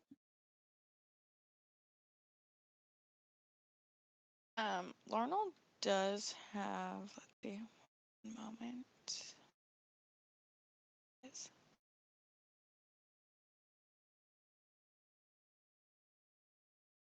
Restored glory, with it being broken, so if nobody else wants it. Kellen's not interested. Yeah, we could always hang on to it as well. Yeah, Might you know, help us break Larnold, down these tables and chairs. Larnold, as you look over at it, you realize it is broken. And I mean, do you want to go check it out? She actually has a special ability for this kind of thing. That's cool. Yeah, I can keep sparking up the fireplace. I'll be Lar- bringing wood. I'll be bringing wood over here as well. Cool. Larnold, you go over and see the battle axe. Whoever this man was that had it in hand when he died, it was cut clean through. A slice went right through it into him, probably from the wound on his chest. As you pick it up and put it together, it fits right back into place the way that it was. And as you hold it in your hand, it feels like it functions fine. Awesome. Patience shrugs and just lets him have the axe, and steps around the body, leaving Puma by the door to guard. Okay. The fire is starting to crackle, burning through whatever cobwebs are in the chimney, and it starts to warm up in here. The wind still blows heavily through the doors, and you think to really seal this place, to really stay warm, you guys are gonna have to seal the place off. Yeah, what's underneath the horse? Is it a bed? It's a bed, yeah. Um, Does it yeah, have you like should probably sheets move or it. anything on it? I think it's a bed. No, it does. It's just like an old straw mattress. Okay. Were both doors It, busted out and the windows as well. Like, yeah, the okay. door on the back has fallen off long ago. It's underneath the snow right here. What is this trough-looking thing to the far? It's a water basin. It looks like there's still some Okay. dishes frozen underneath the surface of it. And there's 2 windows that are busted out as well, or 3 windows. And who noticed the hatch up to the upstairs? Yeah, I'm gonna say after a Yeah. while, all of you guys it becomes apparent. I was gonna say, Adriel at some point once we get the fire going, she's gonna pop out real quick and let Luthrin know, and then about the hatch and that she's gonna try and check it out. Patience is also looking at the hatch and will most likely go with Adriel because she will want to look for stray boards and nails to board up the windows if she can, and find stuff to maybe. They'll probably maybe use the table to like place in front of the door since it's the only like solid piece look in here, and like the mattress on the other end. Huh? Yeah. Table's fucked. Oh, did you guys cut the table up? I mean, yeah, it for would sure. it would have taken a long time for you to like cut through all of the table. I mean, it's thick, solid oak. You probably could have peeled some boards off, but there's still like a pretty massive table left as you pulled boards off of it. All right, then. Would she it be probably would use- something that I could use prestidigitation on? Like if there are any just random boards and nails? What would you want to use prestidigitation to do? Like to get like whatever boards and nails are laying around to get them to go and put up like cracks and stuff. I would let it happen. Can the If door there be is knitted by that anything spell? laying down. No, the door cannot be mended with that spell. That would take like make whole or something like that. And what were you doing, Rachel? Patience was gonna go up to the second floor with Adriel and see if there's anything she could find or use that isn't gonna be thrown into the fire to board up the windows and help board the door. Adriel's plan was to basically grab the second chair and just try and use that and jump up and grab the ledge. Okay. There's an actual door over it, like a trap door type thing. But that's okay. You get on the She might try and use her glaive to push it open. All right, roll strength check. Patience, you can aid on this. Okay. How do I aid? Strength? Roll strength check. Yep. Not fatigued. Not good. Well, and by the way, if prestidigitation is gonna work, Arnold will kind of just look over at the ladies and be like, "Okay, sweetheart, I got it." Who are you talking Patience to? She says. grimaces. I'll just kind of give a coy smile. He doesn't care. So how are you gonna help Arnold? Yes. So, one more minute. Okay. Yeah. So, he will just sort of, kind of again move like his fingers, and whisper, repair or mend or something, and like whatever little pieces of boards and nails that can fit over the cracks and holes, like whatever's fits appropriately will just go right into its place. They're actually doing something else. They're trying to open the trap door that's above them on the. Yeah, but weren't they going up there kind of to look for extra things to nail up? I'm honestly not sure. Patience was gonna go up to the second floor to see if there is anything that she could use to like nail or board the windows and our doors, or anything useful to them to bring down, like say. Okay, yeah, that's what I thought. Just extra things to insulate the building for them. He says he's got the front door. You guys are doing that. Why don't you guys go ahead and talk amongst yourselves for a minute and try to figure out your plan of action? I assume as you push up with your glaive, as you help Adriel and our Patience, you guys are exhausted. You can't quite get it up with your glaive itself. It's pretty heavy, and honestly, as you push up against it, it kind of comes loose for a second, but you think there's something heavy on top of it. Can Patience see like latches or anything like that? There are hinges, but they're on the inside. Like they're on the second floor itself. It's not latched. As you push up on it a little bit, it just seems like there's something very heavy holding it down. Adriel's actually gonna pop outside and see if there's like a window or something maybe on the second floor that she can maybe try and climb up towards. Okay. Patience will follow, because I mean, maybe they could do like on the shoulders kind of thing. Yeah. There is a window. Just looking around the outside real quick. And it seems to be right above this spot right here. About 10 feet up. Okay. How much does Adriel weigh? How heavy is this door, the trap door? How heavy is the trap door? As Adriel pushed up against it, she couldn't quite get it to move. So I mean, it's hard to say exactly how heavy it is. It should just swing freely, but it seems like there's something on top of it. Adriel will drop her pack. And with dropping the pack, she weighs 189 total with the rest of her stuff on her. Okay, I gotta take a deep break, guys. Just give me a second. No problem. The Patience weighs a total of, let's see, her pack, since she has a bag of holding, is only, with all her weapons and everything, is 15 pounds. On top of her weight of 130, so she's 145.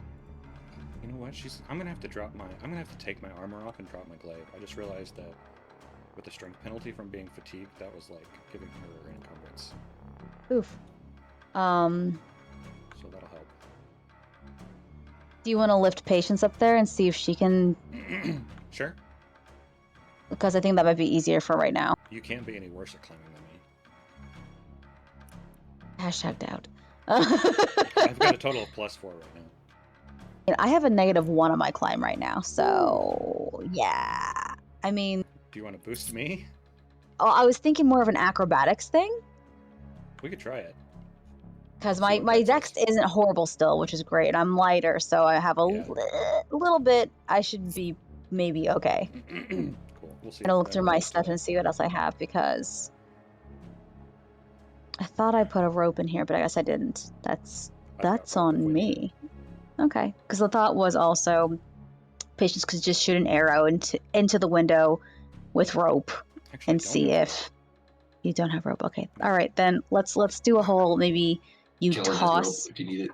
you toss patience, and patience jumps at the same time, and we aim for the window to make it an acrobatics or dexterity thing. Yep. And yeah, we can use the bed to cover one of the doors. So that'll work perfect. But we have 2 doors, so we just have to make sure we cover both. Plus whatever. Yep. Are these just windows over here? The smaller ones? Like where? Yeah, the little ones there is windows, Oh, okay. So. and those are doors. 2 doors, 3 windows. Mm-hmm.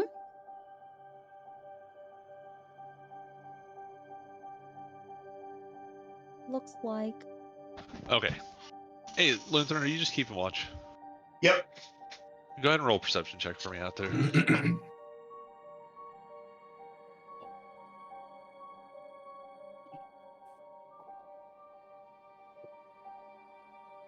Okay. As you peer out into the snow, it kind of it's almost hypnotic just how much is flowing out there, but you're quite used to it. And just being aware of how snow moves with the wind and everything, you definitely sense something. At first, it's a quick billow up above you, 40, 50 feet. And then after a while, you notice it again. You don't hear anything outright, but you feel like there might have been something that swooped overhead. I'm gonna cast and maintain detect fiendish presence. Okay. All right. So I know you guys are trying to climb on top of each other to get up to the window. So we realize that our weights aren't going to do that right now with us being fatigued. So the idea was Adriel is going to help boost and kind of throw Patience up towards the window as Patience jumps, and she will try to acrobat her way into the All right. window. Roll Like roll an jump acrobatics. Adriel, aid her. Leonard would like to try open close on the door. Okay. The inside. All right, man, Adriel, you try tossing her up there. You try tossing her again. You just can't quite get up high enough to the ledge. It's just too high, and you guys are really weak. We're fatigued. We're not doing Yep. good at this. The other All right. possibility is having McCheesus go up there. Larnold, as you Yeah, cast or the Errol. spell, as you cast the spell underneath the door, you say your words and hold your hands out. The door shakes as if it's struggling to push up against it, but whatever's on top of this door is obviously more than the weight limit. It almost opens. It gets pretty close, but you just can't quite get it to pop open. Okay. Yeah, McCheesus is a 19. He has a plus 10 to his climb, so. Okay. Well, he can definitely climb up there. So at least he can definitely climb up into the window, I think, and just see at least what's up there. And since he shares an empathetic link with Patience, they should at least be able to. Okay. What's his intelligence right now? Let's see. Okay. Noted. Noted, Jace. It's a 6 with a -2 modifier. He's not super smart, but he at least knows big thing, little thing. All right. So with your empathetic link, let me see exactly what kind of information you'd get from him. I think it's like emotions and feelings. Yeah, it's more Yeah, emotions and really feelings, vague. so. Senses. I guess with emotions though, he might be able to tell if it's like a dead thing up there or if it's I mean, definitely Heavy he'd be thoughts? happy if it was You know? dead, because McCheesus eats literally anything on this planet. He is a fiend. He's an absolute rodent fiend. Okay. He tried to eat hang on. Angel's hair, so. All right, so McCheesus disappears up there. At first, he climbs up to the window, and you get a general sense of fear from him as he gets up there. But just like he would go into any situation, more than likely, something his size would be a little bit scared. He pauses for a moment and he hops in there. A moment later, you get a general sense of curiosity. Then you get a little more fear for a second, then a little more curiosity. You guys kind of hear him scurrying around up top. You hear a squeak every now and then. And besides very general like mixture of curiosity and fear, McCheesus has seen some shit. I'm trying to think of exactly. He clambers around for a while, and he eventually crawls back out. Okay. McCheesus can talk, right? With patients? I don't know. I don't think so. Because- Not yet. I don't think you get that right. Okay, I was just curious because when we left them, they ascended on the island, but I just didn't know if that backtracked as Oh. a familiar now. It would have to mildly backtrack for that. That is perfectly no- okay. I just wanted to yeah. double check. If Adriel had come to let Luithrin know they were going to check out upstairs, Luithrin probably waits a little bit longer outside, but goes inside to check. And paraphrasing or summarizing a little bit, if they're having a hard time getting up there, Errol's still been perched on Luithrin's shoulder. Luithrin and Errol hatch a plan for Errol to go ethereal or go into his gaseous form, and go up there and see what he can see, and potentially planning even for him to then take normal form and try and move whatever on top of this trapdoor out, including using his once per day ability Strength of Heroes to make himself strong enough to move it if he needs to. Sweet. Yeah, Nice. if you guys communicate that to him, I'm more than willing to let anybody go up there, including animal companions. Yeah, I mean- if Errol's probably since Errol can communicate really cleanly and easily, I'll just have that conversation with him and see if he's willing to do it. Since I control Errol would be willing to do it. So yeah, let's try that unless somebody else has got another idea. Hey, just so you know, Rachel, in the future, if you were to take the improved familiar feat, I would totally be willing to stat him out as an awakened creature. Otherwise, it'll be let's see, Looks like 5th level is when they can start speaking with Master. 5th levels when he can start speaking. Yeah, I figured I would do that because he's more fun when he can talk. Can Earl talk to McCheesus? I think Earl can talk to McCheesus. Yeah. Does he have some? Doesn't he have Who? some kind of speak with animals? Errol. Yeah. Errol. Errol. Yeah, Errol can speak with animals. Yeah. But I mean, if you were to take improved familiar, I would totally stat him out as an increased animal form specifically for you based on what's happened. And that's a feat that I can get later on. Yeah, and that's why Luithrin has a better familiar than normal. Ah.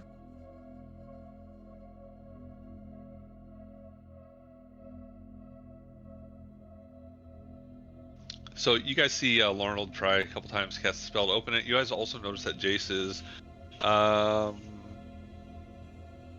you're making wooden nails.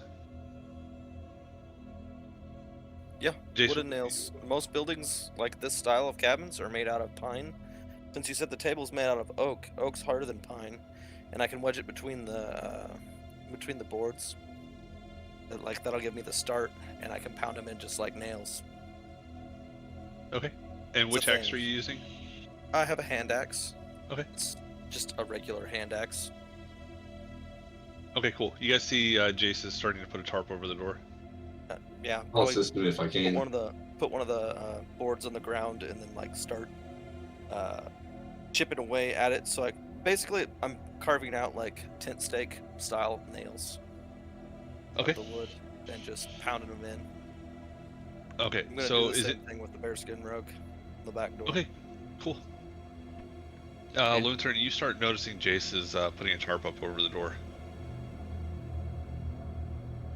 I just kind of say, if there's any way you can make it so we can come in and out, that'd be helpful. There's something outside. I can't really tell what. I Leave one quarter undone.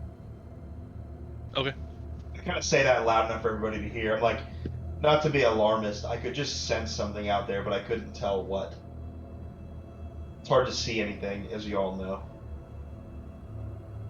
Making sure I don't damage the tarp because that's my only shelter I carry with me. And failing to get upstairs with Patience, Adriel's going to come over to the corner here near the fire, and she's going to start setting up her tent.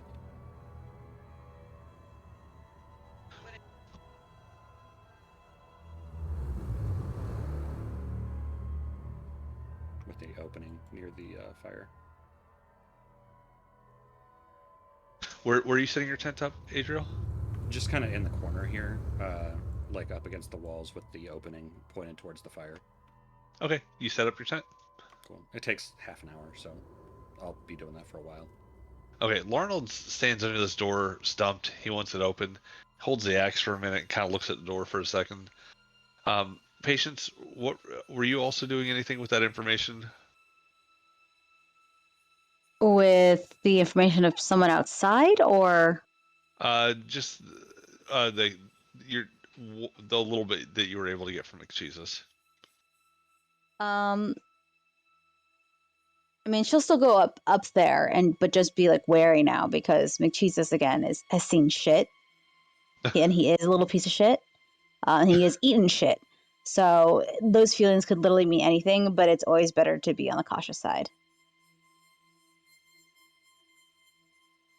All right, Jace, you are able to secure this door right here. I'm gonna go ahead and throw some dynamic. I don't need to throw dynamic lighting. Just assume that it's right here, guys. Okay. I'm gonna drag the bearskin rug to the back door and start doing the same thing back here. Okay.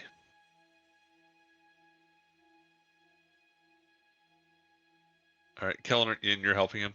Yeah, I'll assist him. All right. With both the main doors covered, it actually starts to warm up quite a bit in here. And 30 minutes later, Adriel, you have your tent up. And you guys think that at this point, it's starting to get warm enough in here. Some of the ice on the floor is melting a little bit. The permafrost on the walls is melting. And you think that with this fire crackling in here, you feel the first warmth you've felt in a long time. You think that any healing will take care of the non-lethal damage, and as long as you guys keep the fire going through the night, you will heal it normally. Definitely need more Kellen will wood. probably just do a channeling pulse just to get any residual damage from the fight. Nice. That should hit everyone in Good the with house. one. Okay, you guys Yeah. all heal 11 points of non-lethal damage and 11 points of physical damage. You said there were pine trees outside, right? Yep, there are pine trees. I would probably go and cut pine boughs and stick them up by the windows to block the windows off. All right, go ahead and roll survival checks to do all that.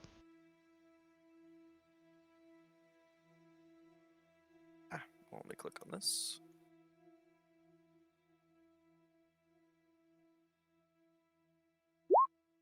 Ooh, that's horrible. Bad roll. All right, it's cold outside. You start trying to chop down some wood to do so, and we're getting pretty close to a point where we're gonna need to wrap it up for the night. Is there any last-ditch efforts to try to get this door open or try to get upstairs? Once you heal this non-lethal damage, you guys aren't fatigued any longer. Patience. Oh, sorry. Go ahead. Oh no, go ahead. So I guess with that axe, I don't know, you didn't fully finish with it earlier, but I guess Larnold's gonna grab a chair and kind of see if this axe will help break it open, and hopefully he can just kind of, if it does, he can kind of leap out of the way before anything hits him on the head. But yeah. Okay, you guys see Larnold climb up onto a chair underneath this with the axe in hand. He kind of looks at the axe and looks up at the door. And roll an attack. 1d20 plus your base attack bonus plus your strength. Okay, you're gonna have to explain that a little bit slower. On your character sheet, you should be able to just hit there's a melee header. Okay, and then that should do it. Okay. It should have everything added in. Okay, +1. You hit the door. All right. Wood chips fly down. I'm not gonna make you roll damage for this. You give a good chop, and the rotten boards sag a little bit under the force of this as you tear out a chunk. All right. You swing again. Another chunk flies out.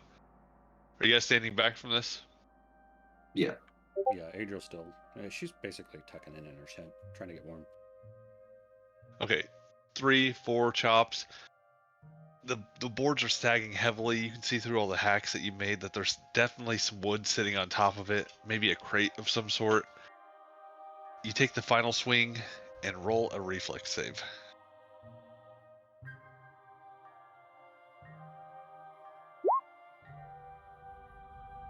I'll make that enough. It's all right. You give it another swing with your axe, and as you cut through it, the door swings open. As as crates drop down, you hop off the chair and wobble your old man ass over to the wall and put a hand on it, and the trapdoor swings open, and you see up into the attic. Does anything fall down? Yeah, a couple crates. One smashes open, and there's old dried, must have been some sort of rotten fruit from long ago inside, just shadows on the floor. The second one, I'm going to say it was full of dishes. They break and shatter as they hit onto the ground. Well, McJesus now has dinner. Heck yeah. And you're now looking up into the opening. Okay, Larnell's just gonna say, well, there it is, guys. How high off the ground is the opening? It's about 9 feet, 9 or 10 feet. All right. Patience will actually balance from Pumbaa's back and jump up into it. Okay, who else is going up there? Adriel was going to, but this fire feels too good. Arnold is not a good climber, and he doesn't have fly yet. Was there any cookie pots in the dishes that broke? Yes. There was a, let me see, Heiserlos. Go.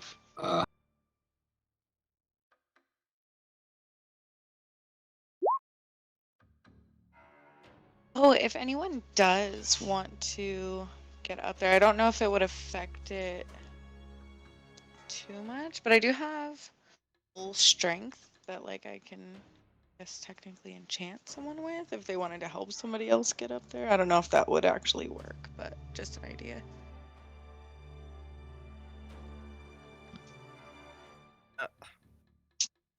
Chase will just have Baron move over there. You can just climb up on Baron. Yeah, Patience is going to use Pumbaa to climb up on, because, I mean, Patience is, a hair Guys, under get up 6 there. foot, so she would only need technically, need 3 feet of boost, which is, Pumbaa is much bigger than that. Yeah, without too much effort, whether it's through spell, horse, or boar, you're able to get up there. But just to answer Kellen's question before I throw you up there, Patience, real quick, as the box drops to the ground and most of the contents shatter, you do notice a porcelain crock inside with the lid that wasn't broken in the fall, and you think that it is used for fire. You can tell from the soot on the bottom of it. Right, Kellen's gonna go scoop it up and then go grab a bunch of snow outside and then put it in the fire to start melting. Okay, and I'm gonna go ahead and throw you up there real quick. Patience, just give me 1 sec. And then bloop. All right. And as you clamber up there, you see several boxes lining this area. It looks like this was stacked up and honestly boarded in defense. You see what you see in here, and do you see where you're at now? As you're on the top floor, No. you see a massive open room. At the far end, you see where the chimney rises up to the roof. The roof is only about 6 feet tall at the There it tallest is. point and slopes down to the left and right where there are several windows all around the area. In the far end, you see 2 more stains on the ground, and if you get closer and inspect it, I'll let you know what you see as you clamber over the boxes that were stacked over this door. It gets closer. Two, yep, desiccated corpses, mummified just from being in the sweltering heat of the summer or through the winter, whatever they were. You see a adult-sized figure and a child one as well, both dead and long ago mummified, laying there. Patience. More boxes kind of piled up where they were up against it. They were obviously, you can just tell it doesn't take too much to realize they were obviously blocking off the trapdoor from something. Patience kind of looks around, and will walk over to where the other boxes are and start going through the boxes. She'll take her masterwork dagger out and start, prying the tops open to see if there's anything of use. Might also throw a detect magic in there. Scan around. That's true. Well, I did look at the ceiling earlier with my detect magic, but I'll do so again. I forgot about that. Boop. Okay. All right, and you start to rummage around the room itself. Lutheran, keeping a steady eye out on everything. Once again, you feel the change in pressure of the air as something swoops overhead not too far away. And for a moment, as you peer through the sky in the darkness, you sense something. You feel something watching you, man. Your hackles rise, the hair on the back of your neck stands up. Something's watching you, and as you peer through the infinite white dots swirling in the abyss of the sky, you see two blue pinpoints looking down at you from above, quickly flying over you, very fast. Like sense and scale of like how big the creature seems to be. Is it like eagle or like a bull? Roll a perception check. It's hard to tell just from how much snow there is and the height.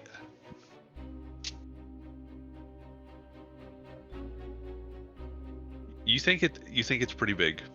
Yeah. Okay. What time of day is it? It's like middle of the night. Oh shit, okay.